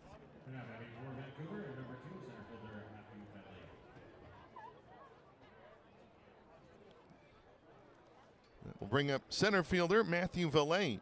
6'3" on the putout, and again, a nice one. Put a little star on that. As Redner fires. That's lined through the hole on the right side. Macias actually was over to the hole. But Valet with his first hit as a Vancouver Canadian, at least that we've seen.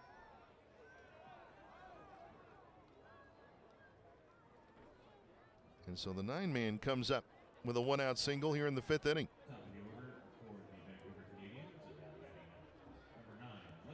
As Valet at first in Vancouver's red and white jersey. Very Canadian colors. Canadians across the front in white and block script, gray road pants. He has a lead at first. Now J.R. Freethy, the left fielder at the plate. First pitch to him, a breaking ball missing low and in. 1 ball and no strikes.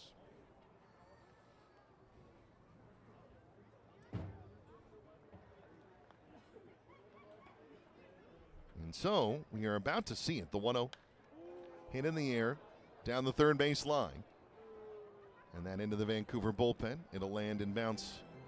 Toward kids already gathered there for Dusty's Dash. It promises to be another pretty large one tonight. We had 2,409 at the ballpark tonight. My guess is we're probably a little lower than that this evening, but we'll see.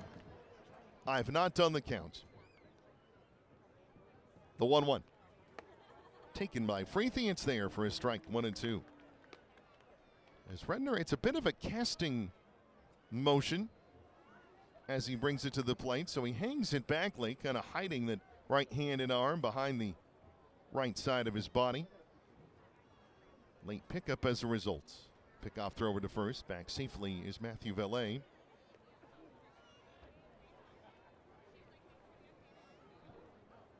Designated hitter Arjun Namola is on deck for Vancouver. The 1-2 runner goes. That skips in low. Valet has the base stolen. As Flores goes to get it. No further advancement, but it is a steal for Valet as he was on the move. He grabs his first bag of the year and is in scoring position now with 1 out in the 5th in a 1-0 game. Tri-City with the only run of the night on Juan Flores' solo homer in the second inning.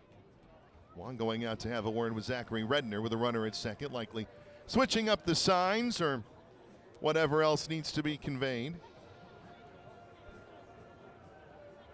There have been times where the league experimented with pitch calm, but I don't believe it's actually being used this year, or if it is, don't think it's being used by everybody.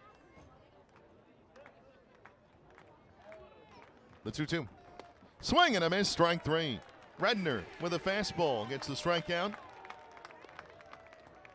He is first as a Dust Devil. 2 outs here in the 5th.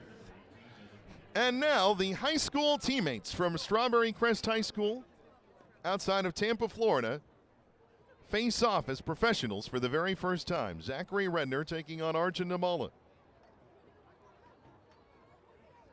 This has to be, I'm sure, a surreal moment in a way for the both of them.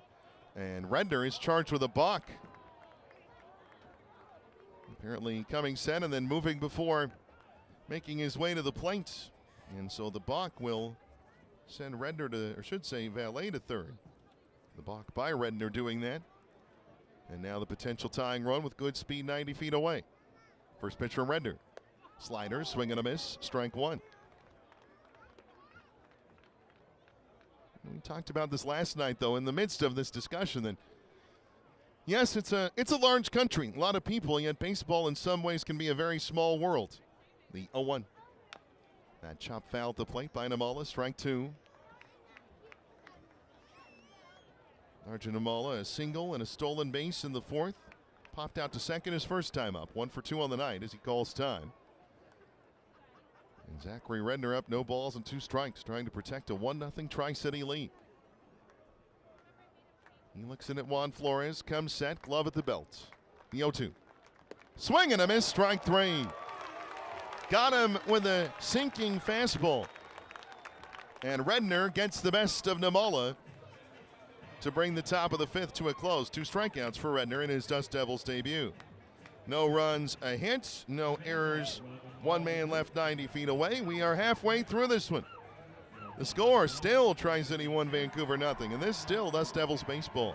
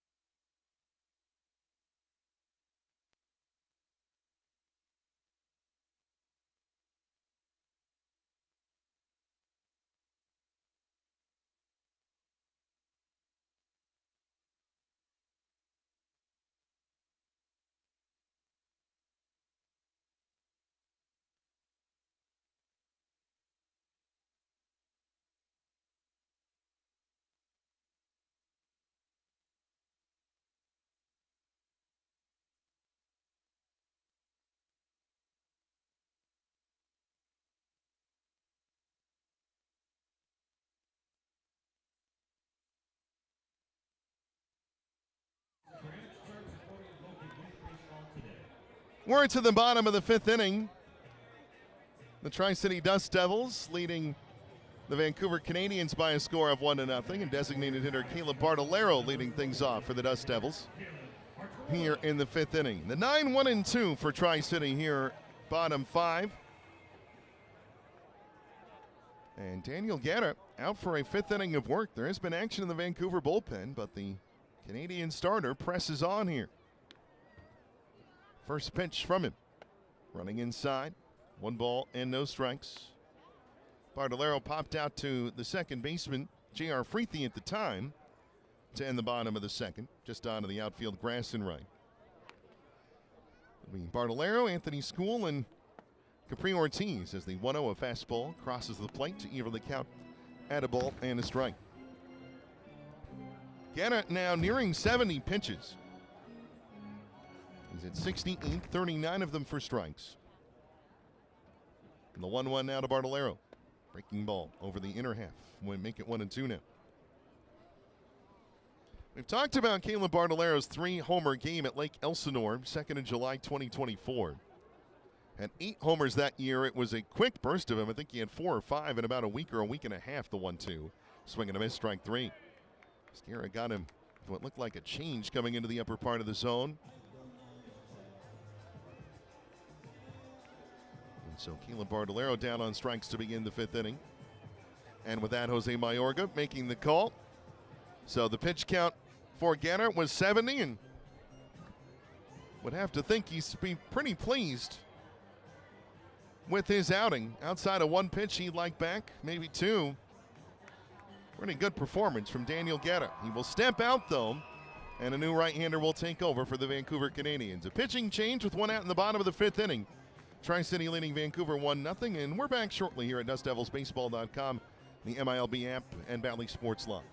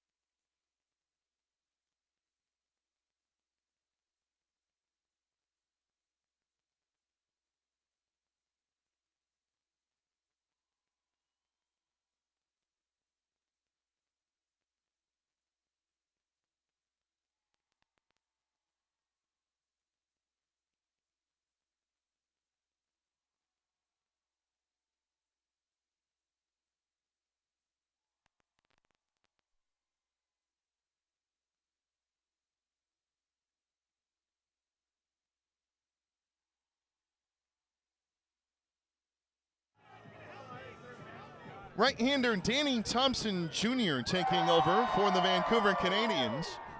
1 out, the bases empty, bottom of the 5th inning. Tri-City leading Vancouver 1-0. And Danny Thompson Jr. takes over again for the Canadians. So we went from Daniel to Danny. First pitch from the righty misses low. 1 ball and no strikes. Informed by the voice of the Vancouver Canadians, Tyler Zickel, that Thompson's nickname is Flat Brim. And I'll leave you to guess as to why. The 1-0. Anthony School takes one that cuts across the outside edge to even the count at a ball and a strike. Now, I am not looking closely at the brim of his cap, but apparently Mr. Thompson Jr. does not bend the brim. The 1-1. Fastball in for a strike, 1-2. He keeps it straight across, and so Flat Brim is his nickname. He's ahead, a ball and 2 strikes of Anthony School, who singled his last time up, 1 for 2 on the night, the 1-2 pitch. School lines one foul, third base side toward the Vancouver bullpen. Count stays 1-2. Danny Thompson Jr. out of New Bern, North Carolina, playing collegiately at UNC Greensboro and NC Wesleyan, 8th round 2025 pick of the Toronto Blue Jays. As he ready from the line, the 1-2 again. School swings and misses, strike 3. Slider that headed toward his back foot. So, Danny Thompson Jr. starting his time with Vancouver with a strikeout. 2 gone for the Dust Devils here in the 5th. Between Daniel Guerra and now Danny Thompson Jr., 6 in a row retired by Vancouver pitching, and Capri Ortiz, the shortstop, will try to break that up. First pitch from Danny Thompson Jr. comes in low, 1-0. Final line for Daniel Guerra, 4 1/3 innings, a run earned on 4 hits, 1 walk, no hit batters, 6 strikeouts. 41 strikes and 70 pitches, the 1-0. Swing and a miss. That cut by Ortiz, I think, clipped the catcher Hayden Gilliland with his backswing. Ortiz was very quickly back to him, apologetic. The count even had a ball and a strike. So Guerra mentioned a fine performance, but he is the pitcher of record for Vancouver. The 1-1. Slider, Ortiz lines it to the left. That's going to get down for a hit. Ortiz rounding first, heading to second. He'll stop and actually pull up with a 2-out single. Gave it thoughts, but Ortiz probably wise to put on the brakes there. But that speed puts pressure on outfielders. J.R. Freethy, though, fielding it cleanly. We're getting up quickly and getting it back in. So a 2-out base runner for the Dust Devils here in the 5th. It's Capri Ortiz now 1 for 3 on the evening. He's already stolen 2 bases tonight. As Jake Monroe at the plate. First pitch to the third baseman. Fastball in for a strike, 0-1. So Capri obviously a threat to go here. Monroe a double in the first, struck out looking in the third in a full count. 1 for 2 on the night. The 0-1. Slider low and outside. Count even in a ball and a strike. Mention Easton Rhodes, our game planning strategist, and Sam Carpenter, video assistant. Pleasure to hear from last year's game planning strategist, Michael Portella, earlier tonight. He back in the Angels fold, in case you were wondering, the 1-1. Fastball at the knees to bring the count to 1-2. Either in the Angels fold or hanging out in Arizona. I do believe it is the former, though. He and longtime Dust Devils coach, now Angels coordinator in Arizona, Trevor Knipe, watching the game tonight. Great to hear from you guys. The 1-2. Foul back by Jake. The count stays a ball and 2 strikes. By the way, video assistant Nathan Hemingway from last year, in case you're wondering about Nate, he's now the game planning strategist at Single A Rancho Cucamonga. So, Nate with the Quakes this year. 1-2 to Monroe. Thompson Jr. set in the pitch. Swing and a miss, strike 3. Slider downs Jake Monroe. 2 strikeouts for Danny Thompson Jr. 3 in the inning by Vancouver pitching. Despite the Ortiz single, that all for Tri-City. No runs, a hit, no errors. A man left here in the 5th. And now Dusty Stash on the go. Dusty leading the way, but getting overtaken. Enjoy the sprint. Again, kids of all ages, sponsored by our friends at Pizza Hut. We're off to the 6th. 1-0 Dust Devils the score. You're tuned in to Tri-City Dust Devils baseball.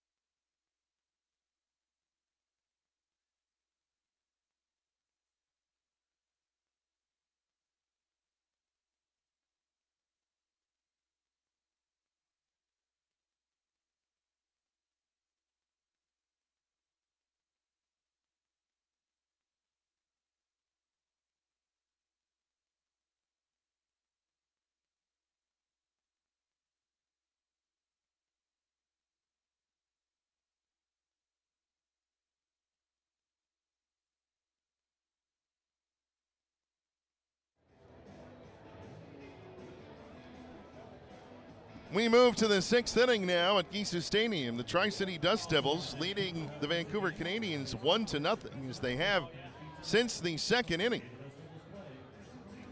And Zachary Redder begins a 2nd inning of relief work by taking on the first baseman Carter Cunningham. The heart of the order for Vancouver here in the 6th. Cunningham, then Maddox Lotta getting his first at bat as Redder comes home to Cunningham with a fastball missing outside. 1 ball and no strikes. Lotta taking the spot in the order that was occupied by Alexi Hernandez until his ejection in the 4th. The 1-0, swing and a miss as Redder gets one by.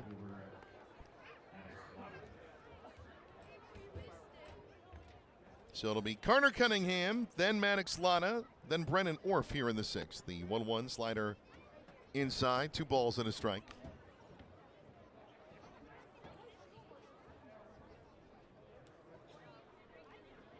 As Redder comes ready, the 2-1. This is high, 3 balls and a strike. The Dust Devils have led again since the Juan Flores homer in the 2nd inning. Only run of the game so far.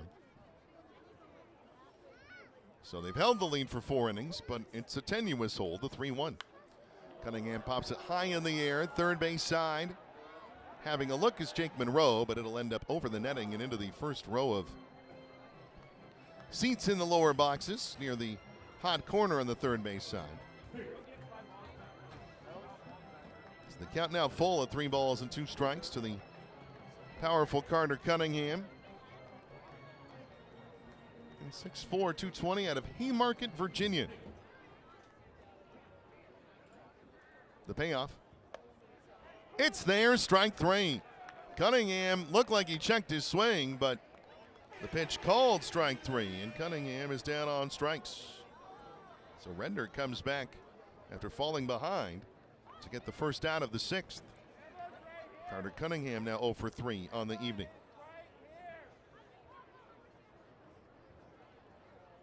And that will bring up Maddox Lotta, the second baseman. He was 0 for 3 with a walk and a run scored last night in his Vancouver debut. First pitch from Redner to him, in for a strike, 0-1. 1 run, 5 hits, no errors for Tri-City so far. No runs, 3 hits, no errors for Vancouver. The 0-1. Lotta swings and fouls it off his foot. It rolls up the third base line in fair territory, but it was foul at the moment it struck his foot. As Lotta will walk that one off, trailing no balls and 2 strikes.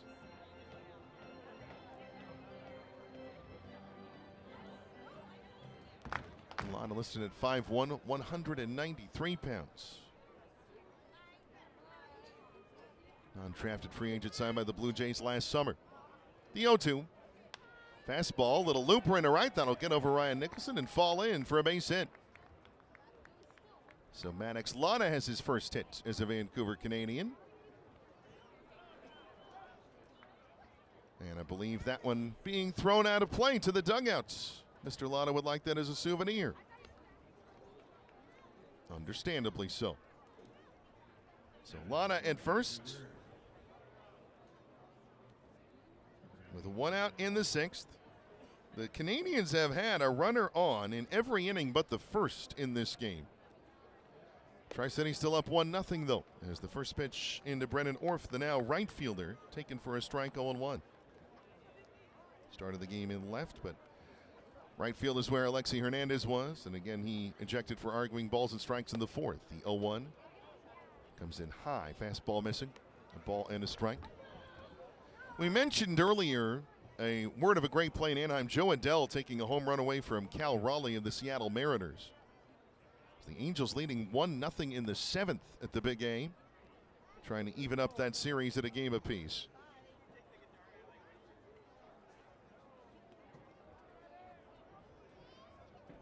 I believe Zach Neto a homer, the lone run in that contest. The 1-1, a slider low and inside. 2 balls and a strike.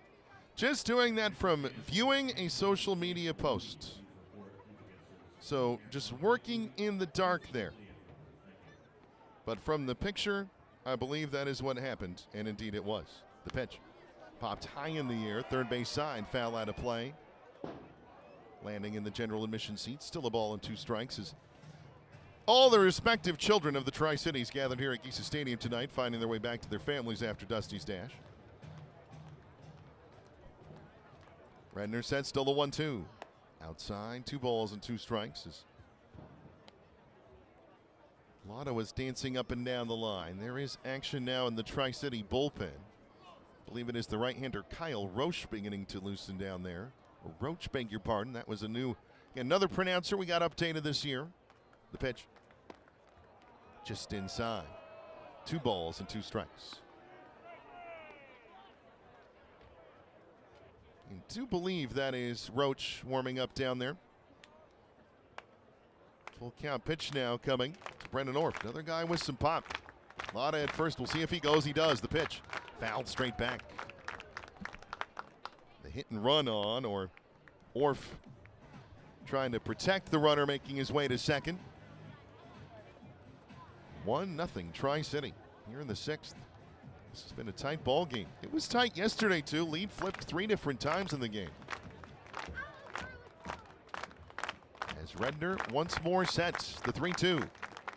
Orff pops it foul. Lotta was not going that time. As that one sailing over the netting, third base side and out of play.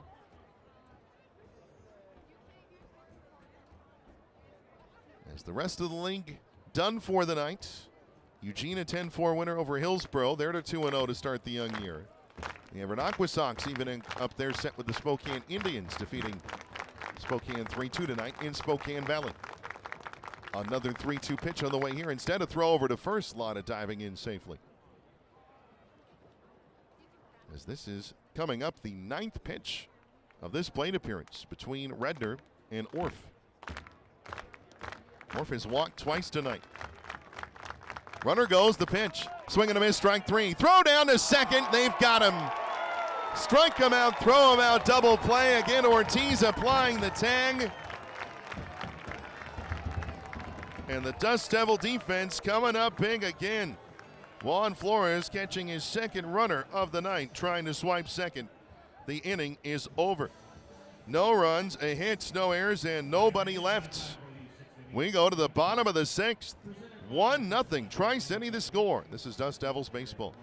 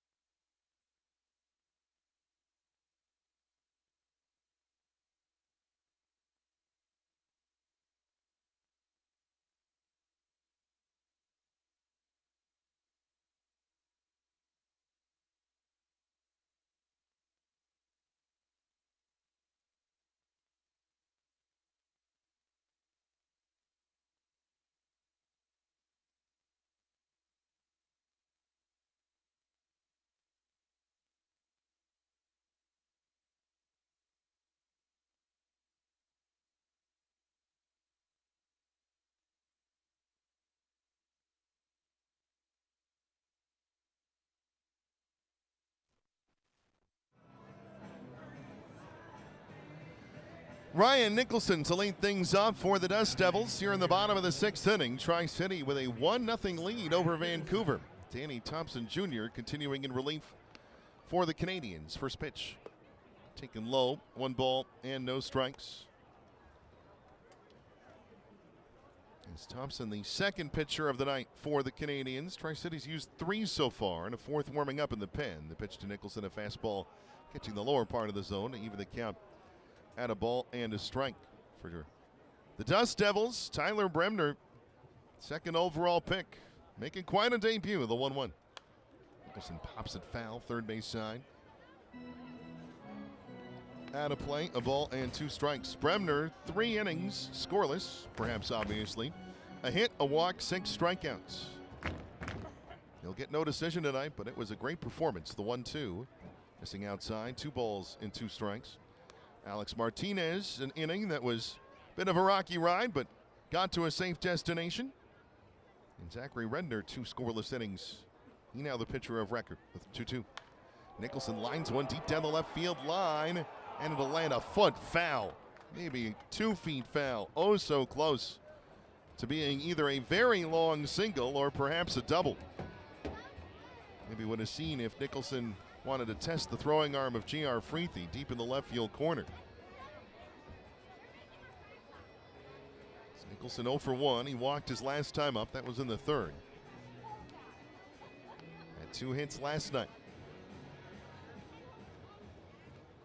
As Thompson Jr. looking in from the windup, the 2-2.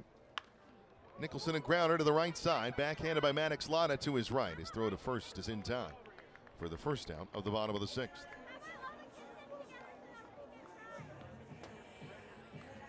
So Ryan Nicholson now 0 for 2 on the night with that walk. And Randy DeJesus, the right fielder, will step up. DeJesus 0 for 2. He is grounded out to 3rd and struck out.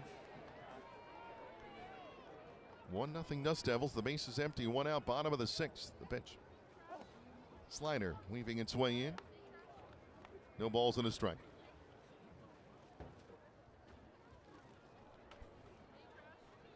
As Thompson Jr. ready, the 0-1.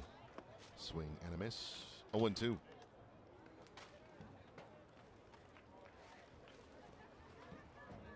Randy behind here, looking to find a swing in 2026. The pitch. That hit high in the air, but off the end of the bat. Into shallow left center, going back, struggling with it a bit. Is Manny Beltran can't get it. In and out of the glove in shallow left center. Jesus is aboard.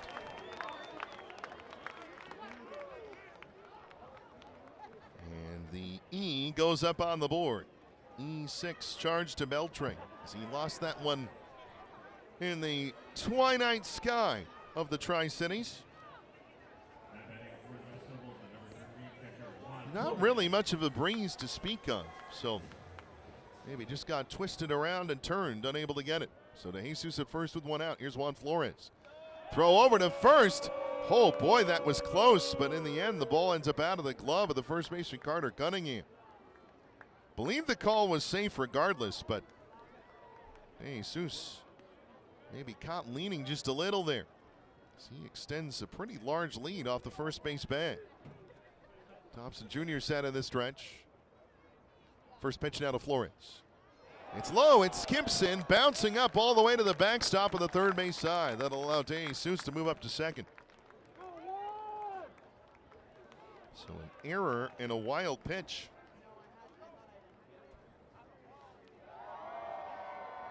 Has moved Randy Jesus to second with 1 out and into scoring position.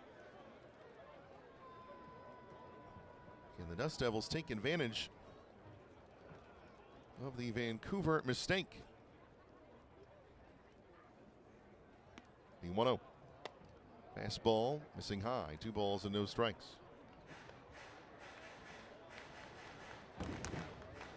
Dust Devils trying to win this series and set up a chance at a sweep tomorrow against a team that has tormented them the last several years in the Northwest League. The 2-0. Flores takes it low and outside. 3 balls and no strikes.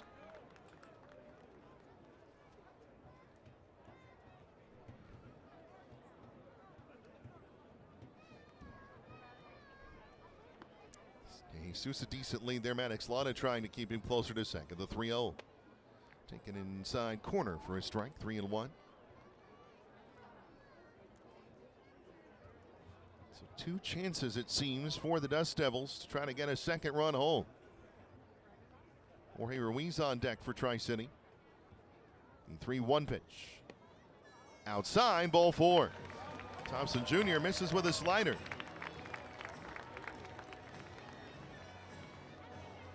And so Juan Flores aboard for the second time tonight, but for the first time, with some time actually on the bases. He got to stroll around them his first time with a solo homer. That's again the difference in the ball game back in the second.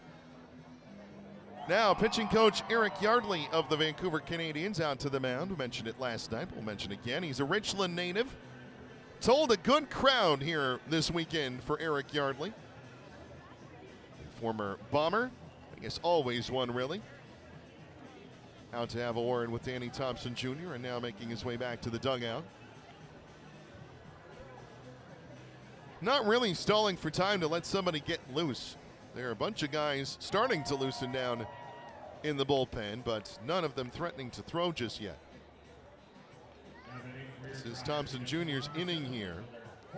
Unless the Dust Devils can extract a bit of pain here. 1-0 Dust Devils, bottom of the 6th inning. Randy Jesus at second, Juan Flores at first. Thompson Jr. set. And he will step off before the clock expires. Third baseman Kendry Chirinos is playing up at the edge of the grass in case Ruiz wants to lay a bunt down. He's known to be a speed man who can try to cause that sort of havoc on the base paths. The pitch. Ruiz takes it outside. 1 ball and no strikes. Mention that 1:30 game tomorrow. The pitching matchup for the Dust Devils. It'll be righty Jefferson Vargas returning to the Tri-City rotation and making his debut this year. He'll take on righty Colby Holcomb of the Canadians. Again, 1:30 the start time, the pitch. Fastball taken by Ruiz for a strike, bringing the count square at 1-1.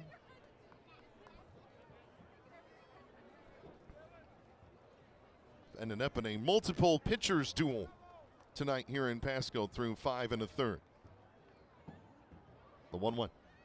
Ruiz topped ground to right side. Lot in a second for one. There'll be no throw to first as Ruiz beats it easily. Randy DeJesus up to third on the fielder's choice. Runners on the corners now for the Dust Devils, but 2 outs here in the 6th.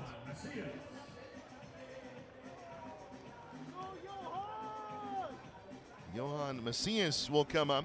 Macias 1 for 2, a line drive single his first time up, grounded out to short. That was the call anyway. Looked as though he was safe from here. Macias very likely should be 2 for 2, but that's baseball in life sometimes. 1-0 Tri-City in the 6th. Runners on the corners, 2 out. First pitch outside. Fastball missing 1-0. 4-6 is the scoring on the fielder's choice, by the way. Putting Ruiz on at first. Jorge now 0 for 3 tonight. The 1-0 pitch now to Macias. Switch hitter on the left-hand side. Swing and a miss.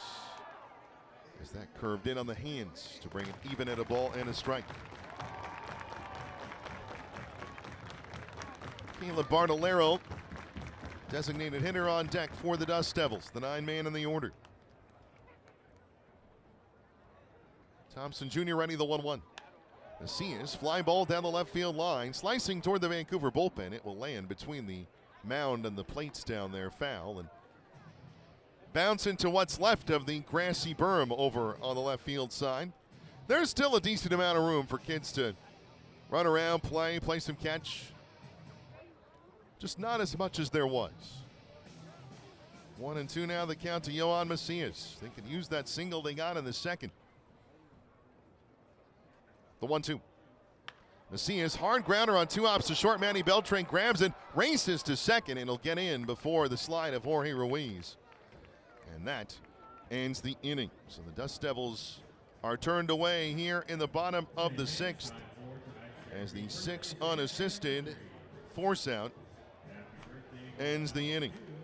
No runs for Tri-City, no hits, an error, and 2 men are left. To the 7th. With the score, Tri-City 1, Vancouver nothing, as it's been since the 2nd. High drama here in Pasco for Dust Devils baseball tonight.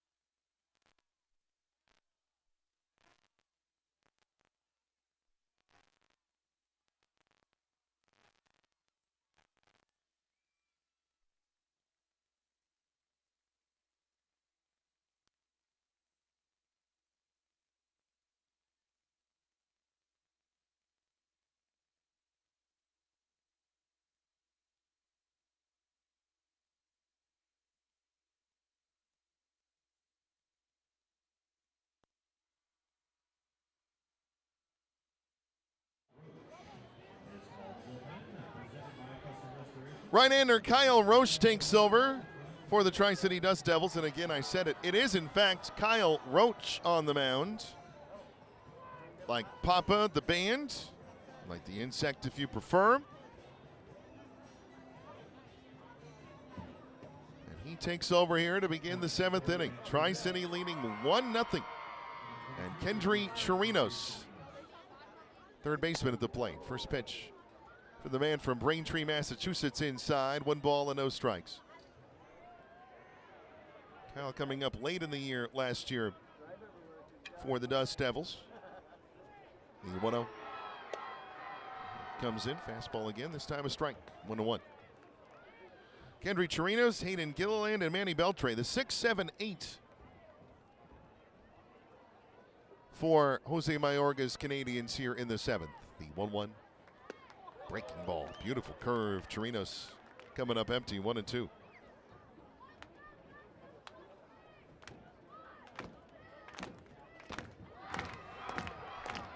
Infield playing Chirinos to pull the 1-2.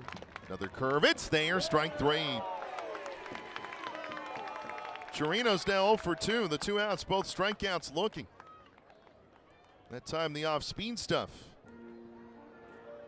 Getting Kendry Chirinos for the first out of the 7th.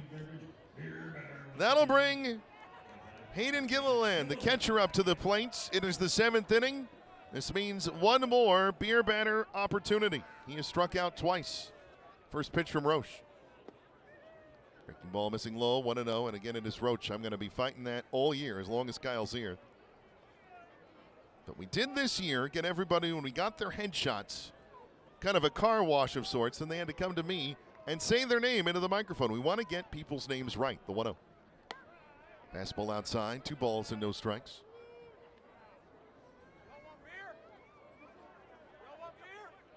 Braintree just outside of Boston, Massachusetts. Played collegiately at Franklin Pierce College. 2-0. Swing and a foul tip at the plate. 2 balls and a strike. Franklin Pierce, the only president from the state of New Hampshire, and also for whom Pierce County in western Washington is named, where Tacoma sits. Last year, Roach 5-1, a 4.43 ERA between Inland Empire and Tri-City. 2-1 for the Dust Devils. The 2-1 pitch. Fastball, swing, and a miss, strike 2. And the crowd hoping for one more discounted brew at Hayden Gilliland's expense. Nothing personal, only business. The 2-2.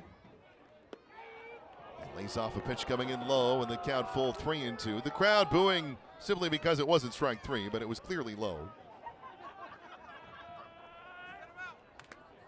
And now a full count pitch to the Canadians catcher in a 1-0 game in the 7th. Here it is. Grounded up the middle to short. Capri Ortiz has it. He sets and throws in time. 2 outs in the 7th. No third discounted brew. Still, for the fans here at Geisa Stadium, that's 4 in 2 games. That time, just a garden variety 6-3 groundouts.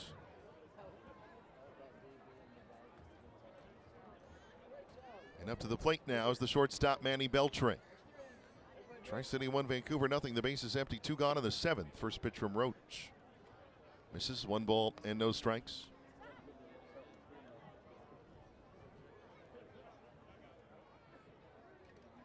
Sky's fully dark here now in Pasco, Kennewick, and Richland. The 1-0.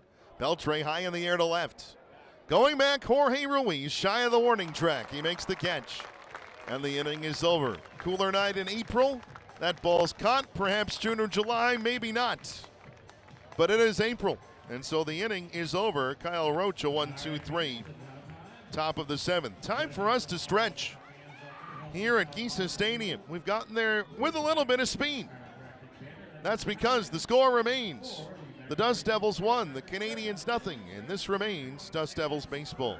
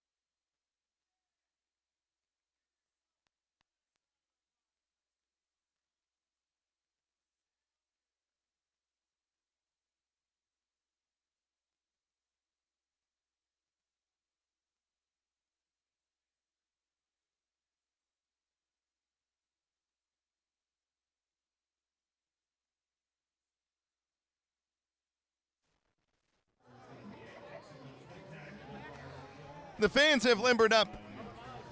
Many of them still standing as we head to the bottom of the 7th inning at Kisa Stadium. Tri-City 1, Vancouver nothing, as it's been since the bottom of the 2nd when Juan Flores went deep and out over not only the new left field wall, but the old left field wall. That is the only run so far in the contest. Danny Thompson Jr. continuing on. First pitch to Caleb Bartolero. Fastball missing inside. 1 ball and no strikes. So Thompson Jr. now working into his 3rd inning of relief. The 1-0 fouled into the top of the netting and back down. Anthony School, I think, tried to catch it with his foot, or maybe dribble it soccer style. Came close, count even at 1-1. Caleb so far 0 for 2. The pitch. Fastball outside. 2 balls and a strike. Bartolero's popped out to second, and he is struck out swinging. RBI bases loaded walk last night. Still looking for his first hit as a Dust Devil. 2-1. Swing and a miss to even the count at 2-2.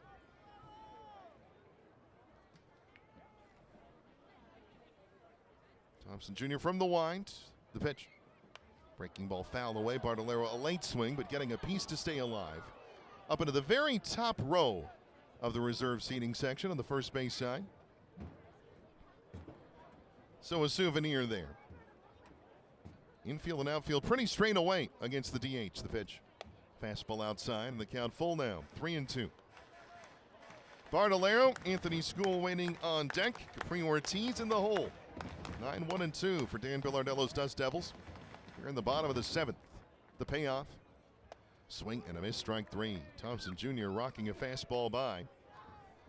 Bartolero down on strikes for the first out of the 7th. That's the 3rd strikeout for Danny Thompson Jr. tonight. There's still nobody throwing in the bullpen right now for Vancouver. There's been stretching, but this is a longer outing for the righty from New Bern, North Carolina. Anthony School watches a cutter missing in, 1-0. That is New Bern, B-E-R-N, which would alert me to the possibility that perhaps some Swiss immigrants founded that place. The 1-0. Swing and a miss. Pitch with some drop, and the count even at a ball and a strike. Bern, one of the largest cities in Switzerland. Didn't think we'd be talking about that tonight, but here we are, the 1-1. Swing and a miss, strike 2. That again off speed. School chasing after it. He trails a ball and 2 strikes. 1 for 3 tonight, School. He struck out swinging twice. He's also lined a single to right center. The 1-2. Swing and a miss, strike 3. Thompson Jr. in a bit of a groove now. As he gets School on strikes. Make it now 4 strikeouts this evening, and 2 of them of School. 2 outs in the bottom of the 7th. Tri-City 1, Vancouver nothing. The base is empty for the shortstop Capri Ortiz. Ortiz has been aboard twice, but only gets credit for 1. First pitch to him, fastball, strike 1. Capri flew out to center his first time up. Ranged on a fielder's choice, stole his 3rd and 4th bags of the year in the 3rd, singled his last time up. The 1 into center. At the center fielder, Matthew Valet, a little back and to his left, makes the catch of the line drive. And the inning is over. Well struck by Ortiz. The inning done. 1-2-3 go the Dust Devils here in the 7th. And so we head in the 8th. 1-0 Tri-City. The score is held. The Dust Devils need 6 more outs. Kyle Roach back to work when we come back here at DustDevilsBaseball.com, Valley Sports Live, and the MILBN.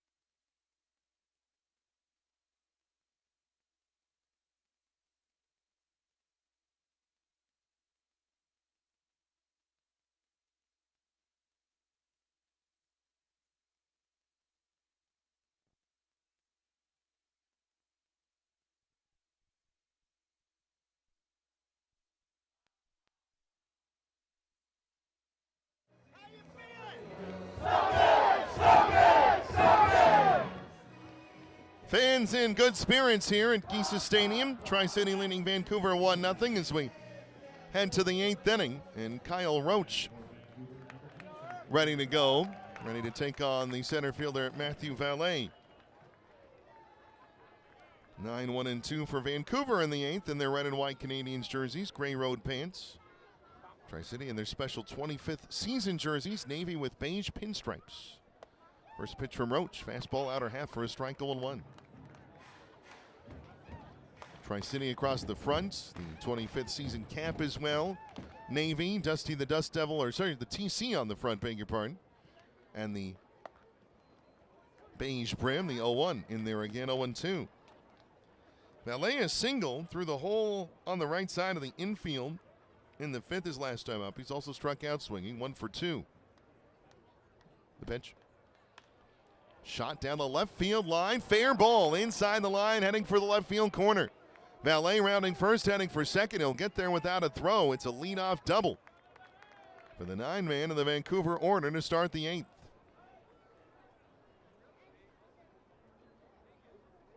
That was carved down the left field line, landing inches inside. So now, we'll see what Jose Mayorga has in store here. The Canadians are not known for being a small ball operation. They're also not known for trying to steal a lot of bases, but we've seen a couple of steals tonight. Also, 2 times Juan Flores catching a runner stealing. Corner infielders in. Will Freethy lay down a bunt or try? First pitch. Answer no, he didn't square. Pitch comes in high, 1-0. Zachary Redner is believed to be the pitcher of record right now for the Dust Devils. Daniel Ganner on the hook, the starter for Vancouver at the moment. It's the 1-0. That's inside. 2 balls and no strikes. So Jake Monroe and Ryan Nicholson at the edge of the grass, or in Nicholson's case, the baseline. Capri Ortiz standing within a few feet of second, trying to hold Matthew Valet as close as he can. Macias at second in as well. The pitch. Fastball outside. Not by much, but it misses. 3 balls and no strikes.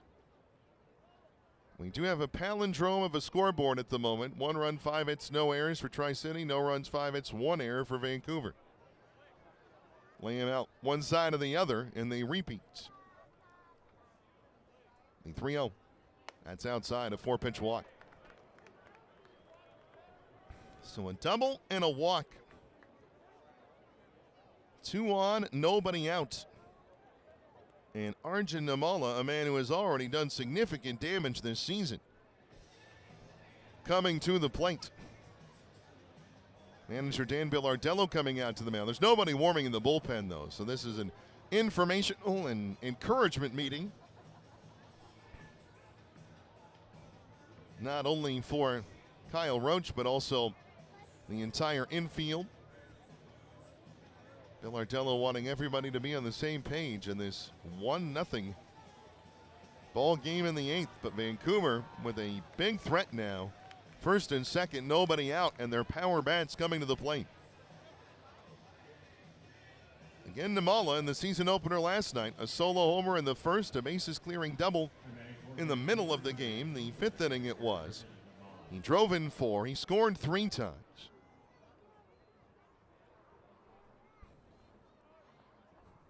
Would very much doubt that he would be someone to lay down a bunt here in this moment, but Tri-City ready just in case. As Roach comes set in the stretch, checking Valet at second. First pitch. Breaking ball missing. 2 balls and no strikes. So I must have missed a pitch timer violation, or so 2-0 the count. So here is now that delivery. Fastball popped in the air in the infield. Juan Flores having a look, going back behind home plate, tracking it. On the warning track, he makes the catch. A huge first out potentially for the Dust Devils here in the 8th, as the runners have to hold. Flores going back, tracking that one, and then as pop-ups tend to do, coming back toward the infield. And he makes the catch for the first out. That'll bring Carter Cunningham to the plate. First and second, 1 out now. Top 8, 1-0 Tri-City. Huge moment in this ball game. First pitch to Cunningham. Breaking ball, swing and a miss. The curve, 0-1. This has definitely looked to be set up for Dan Billardello and crew anyway, to have Roach get through the 8th, ideally, and then somebody take on the 9th for the save. The 0-1. Another curve, another swing and a miss, strike 2. Carter Cunningham 0 for 3 tonight. Struck out twice looking. He's also grounded out down the first base line again. That was in the first inning. He thought he'd fouled it off.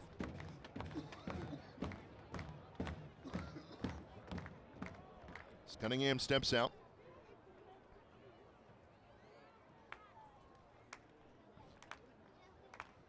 Now the big lefty back in, but Roach well ahead.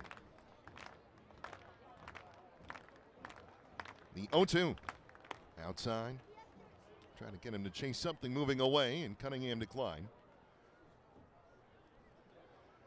1-2 now the count. The second baseman, Maddox Lotta, waiting on deck. Again, that was Alexi Hernandez's spot, but Hernandez ejected in the 4th inning for arguing balls and strikes. The 1-2. Curve outside, a little high that time. 2 balls and 2 strikes. No action in the Vancouver pen, and none in the Dust Devils either. This is Kyle Roach's game here in the 8th.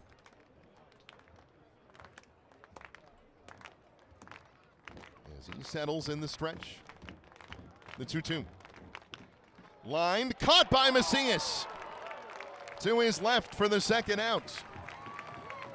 Yohan was hoping to try to turn a double play to end the inning, but the runners hurry back to their bags. And again, 2 out in the inning. That one hit somewhat sharply, but right to Macias, really just a little to his left. He makes the catch. And it will be up to Maddox Lotta now, who singled his first time up, sending one into right. The pitch. Breaking ball, that's there, 0-1. Dust Devils 1, Canadians nothing. Matthew Valet at second. J.R. Freethy in first. Good speed, both bases. So something in a gap down the line could give Vancouver the lead. The 0-1. Fastball, it misses just high. A ball and a strike. Juan Flores held that there an extra beat. See if Patrick McMorris might reconsider. Umpires very rarely do, though. Count even at a ball and a strike. Roach ready. He checks Valet at second. The 1-1. Curveball, low and outside. 2 balls and a strike. Certainly, if you're Kyle Roach, this is the guy you want to go after. Brennan Orff. Another powerful lefty waiting on deck. You're looking to get this out right here.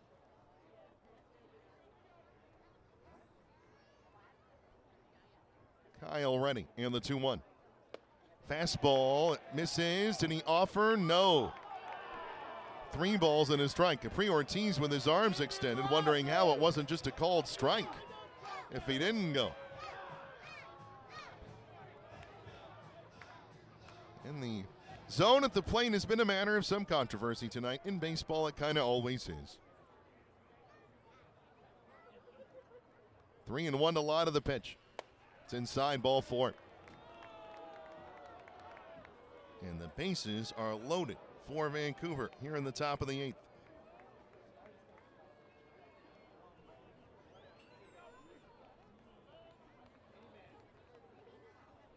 So you have Valet to third, Freethy to second, and now Lotta at first. So that's good speed all 3 bases. And if anything got away, potentially the tying run could score there. Here is Brennan Orff. First pitch. Curve outside, 1-0. Tri-City 1, Vancouver nothing. Bases loaded for the Canadians with 2 outs in the top of the 8th. Outfield playing somewhat back. Infield playing Orff to pull. Roach set, the 1-0. Fastball, inner half, it's there, 1-1. Brennan Orff, 2 walks tonight, a stolen base, and a strikeout swinging. That was his last time to the plate against Zachary Redner. The 1-1. Fouled straight back, big cut from Orff. Got a piece, but Roach ahead now, 1 ball and 2 strikes. And really not much of any breeze, just the tip of the American flag hanging down, but waving in that light breeze. The bright lights of Pasco and Kennewick in the foreground. The 1-2. Orff fouls it away. Third base side, over the netting. Still 1-2.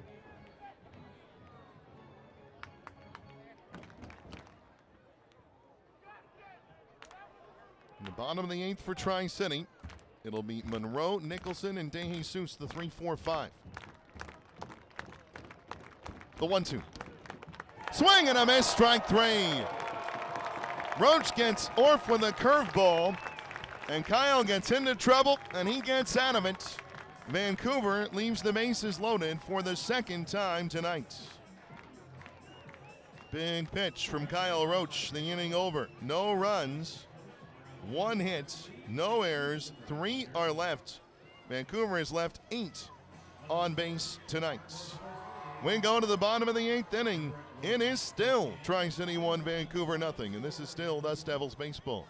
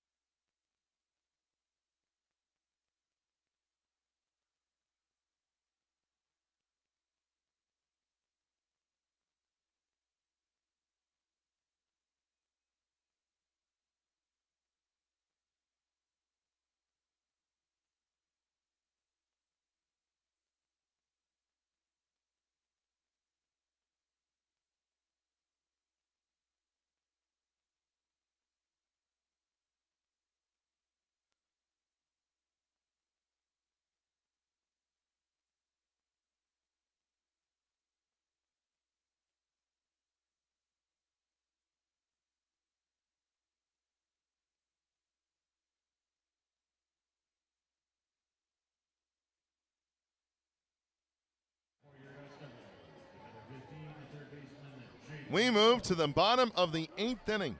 The Tri-City Dust Devils 1, the Vancouver Canadians nothing. Kyle Roach getting out of a bases-loaded jam in the 8th.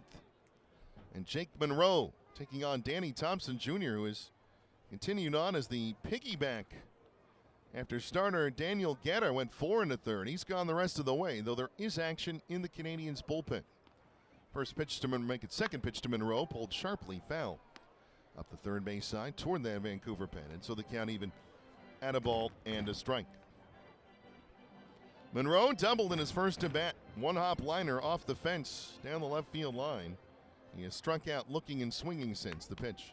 Grounder pulled softly foul past Dan Billardello, who did not move, not even an inch, as it curled around him. A ball and 2 strikes. There is action in the Tri-City pen as well. A right-hander getting loose down there. The 1-2. Monroe, check swing and a breaking ball. Did he go? No, says the base umpire Brady Parrish. Did look like Monroe was able to check the swing. 2 balls and 2 strikes. And the Dust Devils and the Canadians. Final game of the series tomorrow at 1:30. Pregame at 1:10. The 2-2. Monroe swings and misses, strike 3. Danny Thompson Jr. gets him with a slider. 1 out in the bottom of the 8th, and that'll bring Ryan Nicholson to the plate. He's 0 for 2 with a walk tonight. Dust Devils would love an insurance run, which again the man at the plate can accomplish with a single swing. First delivery. Swing and a miss, 0-1. He goes over the top of a slider. Mentioned the Northwest League night done. Most of the Angels system done as well. The 0-1. It's low, a ball and a strike. Salt Lake and Sacramento end up splitting a doubleheader. Game lost due to weather on Thursday night in Salt Lake City. 5-4 in Game 1 to the Bees. 7-1 to the River Cats in Game 2. The 1-1. Nicholson takes a fastball high. 2 balls and a strike. Down in the Cal League, the Rancho Cucamonga Quakes now leading Inland Empire 12-4. Top of the 8th inning there as the Quakes looking for the sweep, the 2-1. Nicholson high in the air to right. I think the yard's going to hold it, though. Making his way back is Brennan Orff and a little shy of the warning track. He makes the catch for out number 2. Ryan just got a little underneath that one. Not far off of his first home run of the season. 2 up and 2 down, but apparently Danny Thompson Jr. has reached his pitch count. So Jose Mayorga is going to come take the ball from him. But another strong performance from the Canadians as Thompson Jr. will go. It'll end up 3 innings, 3 1/3 scoreless.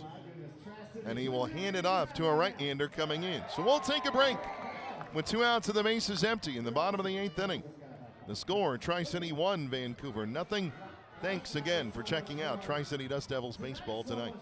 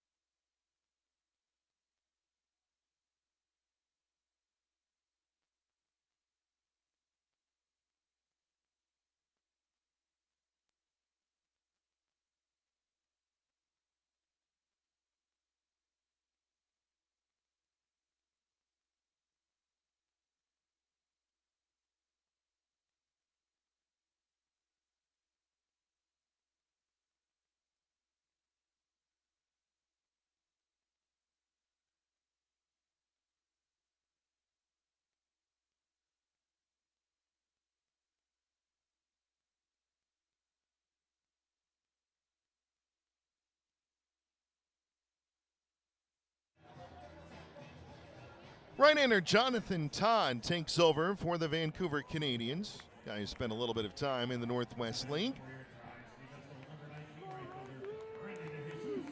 Danny Thompson Jr., the man for whom Todd is taking over.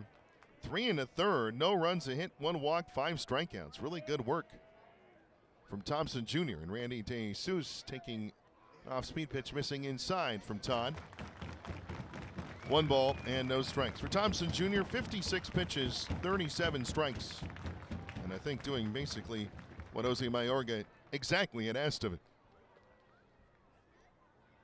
The 1-0. Swing and a miss. And adds some movement and some velocity. Count even in a ball and a strike. Jonathan Todd, also from North Carolina, Reensville, North Carolina to be precise. 6'6", 225. It's been a 2 out of 3 pretty large dudes on the mound for the Seas tonight. The 1-1. Breaking ball catches the upper part of the zone for strike 2. Can't help but note Jonathan Todd, a little bit of flair on the cleats. I don't know whether those are gold flecks involved, but they're picking up the stadium lights. The 1-2. Slider at the top of the zone, strike 3. Randy DeJesus is down looking. Jonathan Todd, 1 batter, job done, inning over. The Dust Devils retired in order. And so we head to the 9th inning with the right-hander Lucas Malstead coming in to try to get the final 3 outs for the Dust Devils. We go to the 9th. Tri-City 1, Vancouver nothing. Don't go anywhere. This is Dust Devils baseball.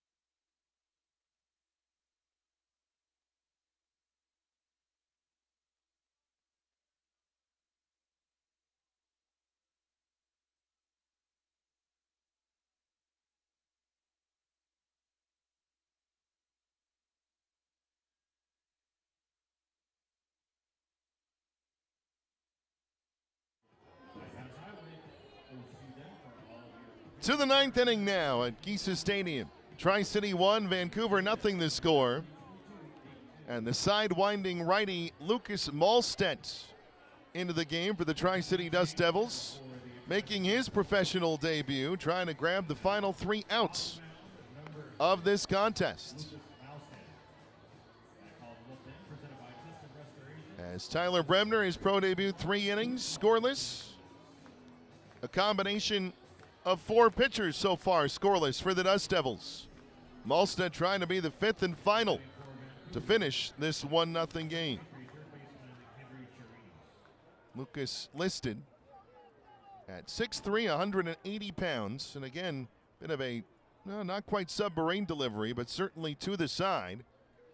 First man he faces in the pros, third baseman Kendry Chirinos. First pitch, slider, popped in the air. Right center field, Anthony School over. Randy De Jesus is as well. It is School to make the catch. Pretty efficient there from Malstedt. 1 pitch, 1 out to begin his pro career.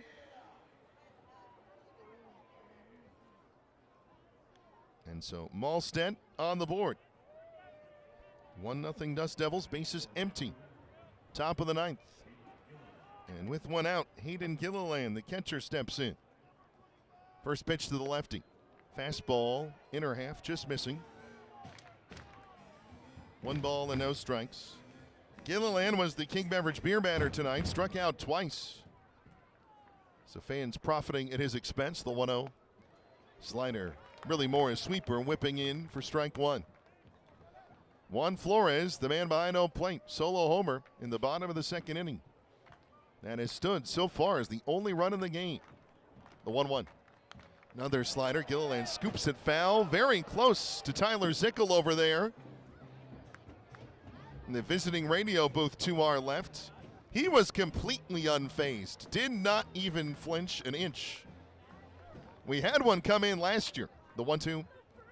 Inside. Almost hit Gilliland. Fastball. 2 balls and 2 strikes. Lucas Malstedt, Malstedt, though the T is largely silent, it seems. Pitch collegially at Clemson. The 2-2. It just misses either low or outside. Awfully close. So the count full now to Gilliland. Vancouver in need of a base runner. Trailing 1-0 in the 9th. Malstedt ready, working the first base side of the rubber. The 3-2. Slider popped in the air, straight over us. Coming in toward the home plate beer stand. Look out there. By the time you heard that, it was probably too late. The count remains full at 3-2. Malstedt from Ormond Beach, Florida, was born in Miami. And Gilliland was not addressed to Malstedt in time, and he is out. Strike 3. A batter timer violation. What a strange way for Malstedt to pick up the 2nd out, though. The Dust Devils will take it. Vancouver now down to their last chance. Manny Beltre up. First pitch to the shortstop. A swing and a miss. 0-1. Beltre singled in the 3rd, was caught stealing. Hit a deep fly ball to left his last time up. The 0-1. Slider swinging a miss, strike 2, and the Canadians down to the last strike.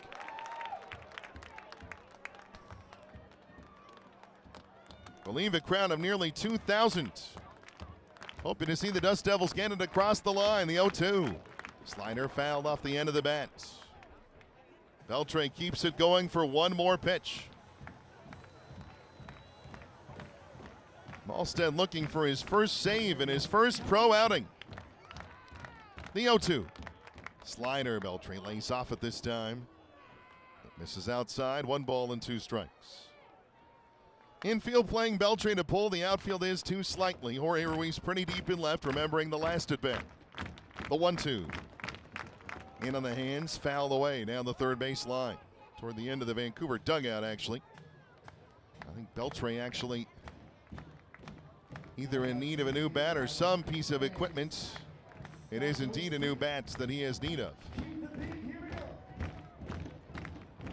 So he will look to get a little bit of stickiness on that handle.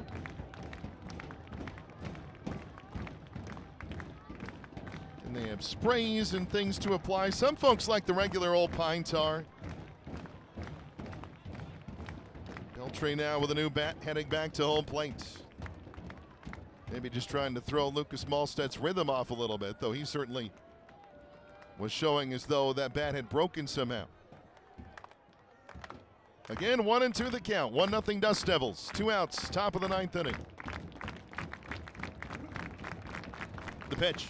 Outside, fastball missing, 2 balls and 2 strikes. If Beltre reaches, the center fielder Matthew Valet would get an opportunity. He doubled his last time up and has 2 hits on the night. The 2-2. Sweeper missing outside, and Beltre works the count full. Things have certainly cooled off now with the skies dark here in the Mid-Columbia. Full count pitch now to Manny Beltre. Slider swing and a miss, strike 3, game over. Lucas Malstedt in his first pro appearance.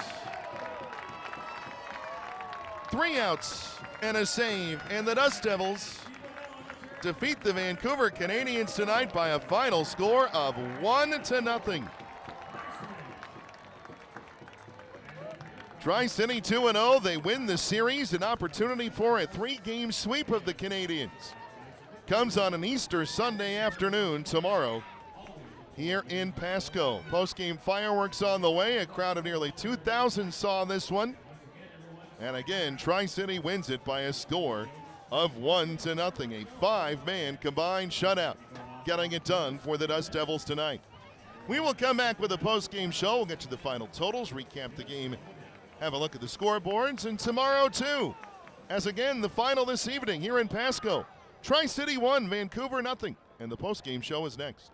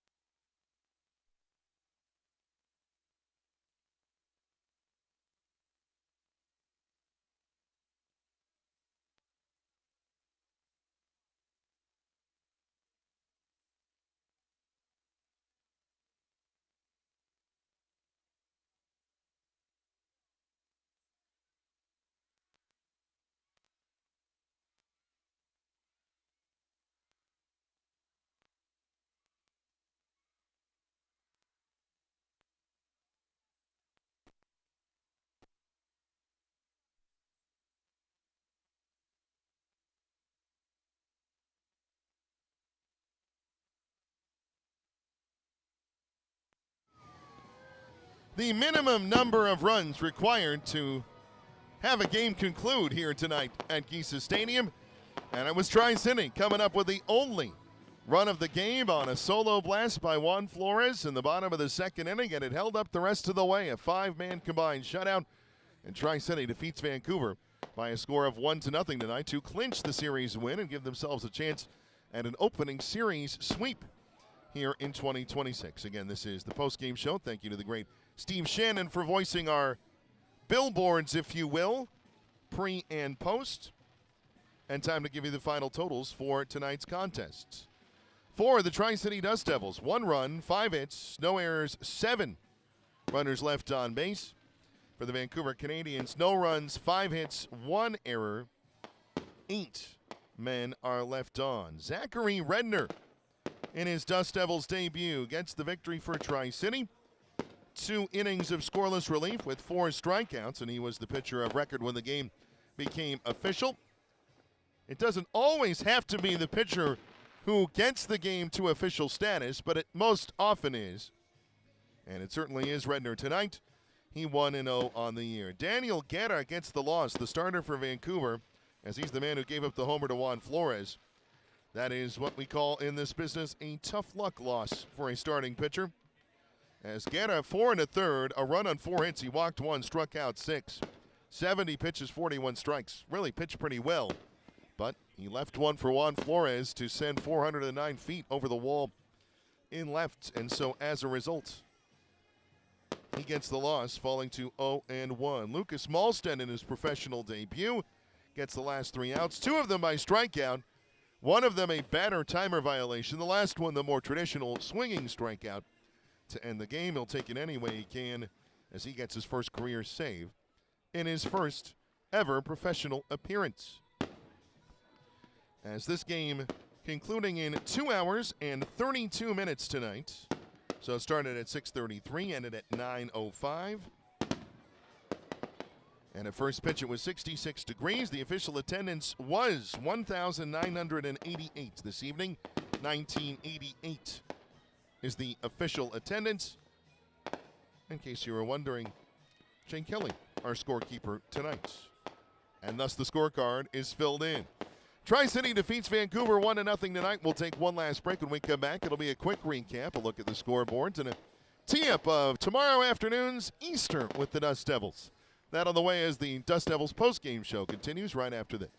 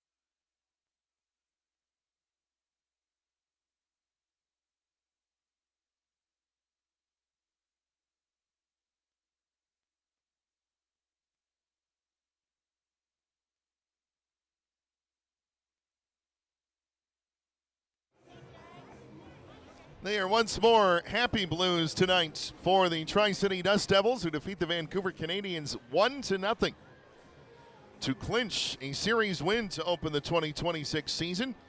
And Dan Bilardello's Dust Devils will go for the sweep coming up tomorrow afternoon on an Easter Sunday here at Giza Stadium. This is a pretty quick recap. The lone run of this game happens in the bottom of the second inning. Juan Flores, the second batter of the frame, takes Daniel Guerra deep and high over the wall to left. It went over the old wall and looked like it hit the opposite side of the second shed roof, or second shed roof closest to the scoreboard. It was a no-doubter, and that was the only run of this game. Tri-City had a couple other threats. Vancouver loaded the bases twice in this game, but ultimately the Dust Devils able to work out of those situations. Tyler Bremner in his pro debut, outstanding. 3 innings, no runs a hit, 1 walk, 6 strikeouts, 49 pitches, 30 strikes. He was as advertised, and I'm sure happy with his debut. Alex Martinez in the 4th inning. That was one of the bases loaded situations. He gives up a hint. He walks 2, but he strikes out 3, and no one comes across. Then in the 5th and 6th innings, it was Zachary Redner. Again, he got the win. 2 innings, no runs, 2 hits, no walks, 4 strikeouts for Redner. That included a strikeout of his former high school teammate, Arjun Namala. Kyle Roach with 2 scoreless innings. He had a little stress as well, but it ends up 2 innings, no runs, 2 hits, no walks, 4 strikeouts. And Lucas Malstedt with a 1-2-3 ninth, 2 strikeouts. So doing the math, that is 19 strikeouts tonight for Vancouver batters. And that might trigger a search into the record books this evening. Oh, hold on, let me do my math right. That's not right. 6, 9, 13. Yeah, I wrote down something wrong. It's 17 tonight. Can you ever trust the scorekeeping broadcaster? You should be able to. 17, the strikeout total tonight. That's still an awful lot for Dust Devils pitching. And again, they win 1-0. They're 2-0 on the year. Worst they'll be is 2-1. They'll try to get to 3-0 tomorrow and sweep the Canadians. That would be the first time in a while that Tri-City would have done such a thing. Very quickly, the Northwest League scoreboard on this Saturday. Eugene down in Hillsborough, 10-4. So it is the Dust Devils and the Emeralds at the top of the Northwest League standings. Meanwhile, Everett and Spokane both 1-1 after Everett downed the Indians 3-2 tonight. Unfortunately for Vancouver, they shuttle down to 0-2. They and Hillsborough tied for 5th as it stands very, very early on in the Northwest League first half standings. Again, the schedule, 132 games played in 2 halves, 66 each. And we are 1/33rd of the way, 3.33%. In the Angels system tonight, it was a very good evening as Salt Lake and Sacramento at the AAA level split a doubleheader. Salt Lake 5-4 in Game 1, Sacramento 7-1 in Game 2. Meanwhile, at AA, Rocket City, a winner, 9-4 over Biloxi this evening. Single A Rancho Cucamonga, they're in the top of the 9th. They lead Inland Empire 12-6.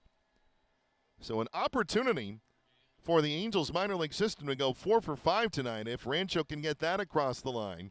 And if you want to throw the major leagues in there, it would be 5 for 6 as the Los Angeles Angels shut out the Seattle Mariners 1-0. Zach Neto, solo homer, first inning. And that the only run of that game as Jack Ahanowitz goes 5 2/3 scoreless to get the win. He 1-0 on the year. A great night to be a Halo here on this Saturday.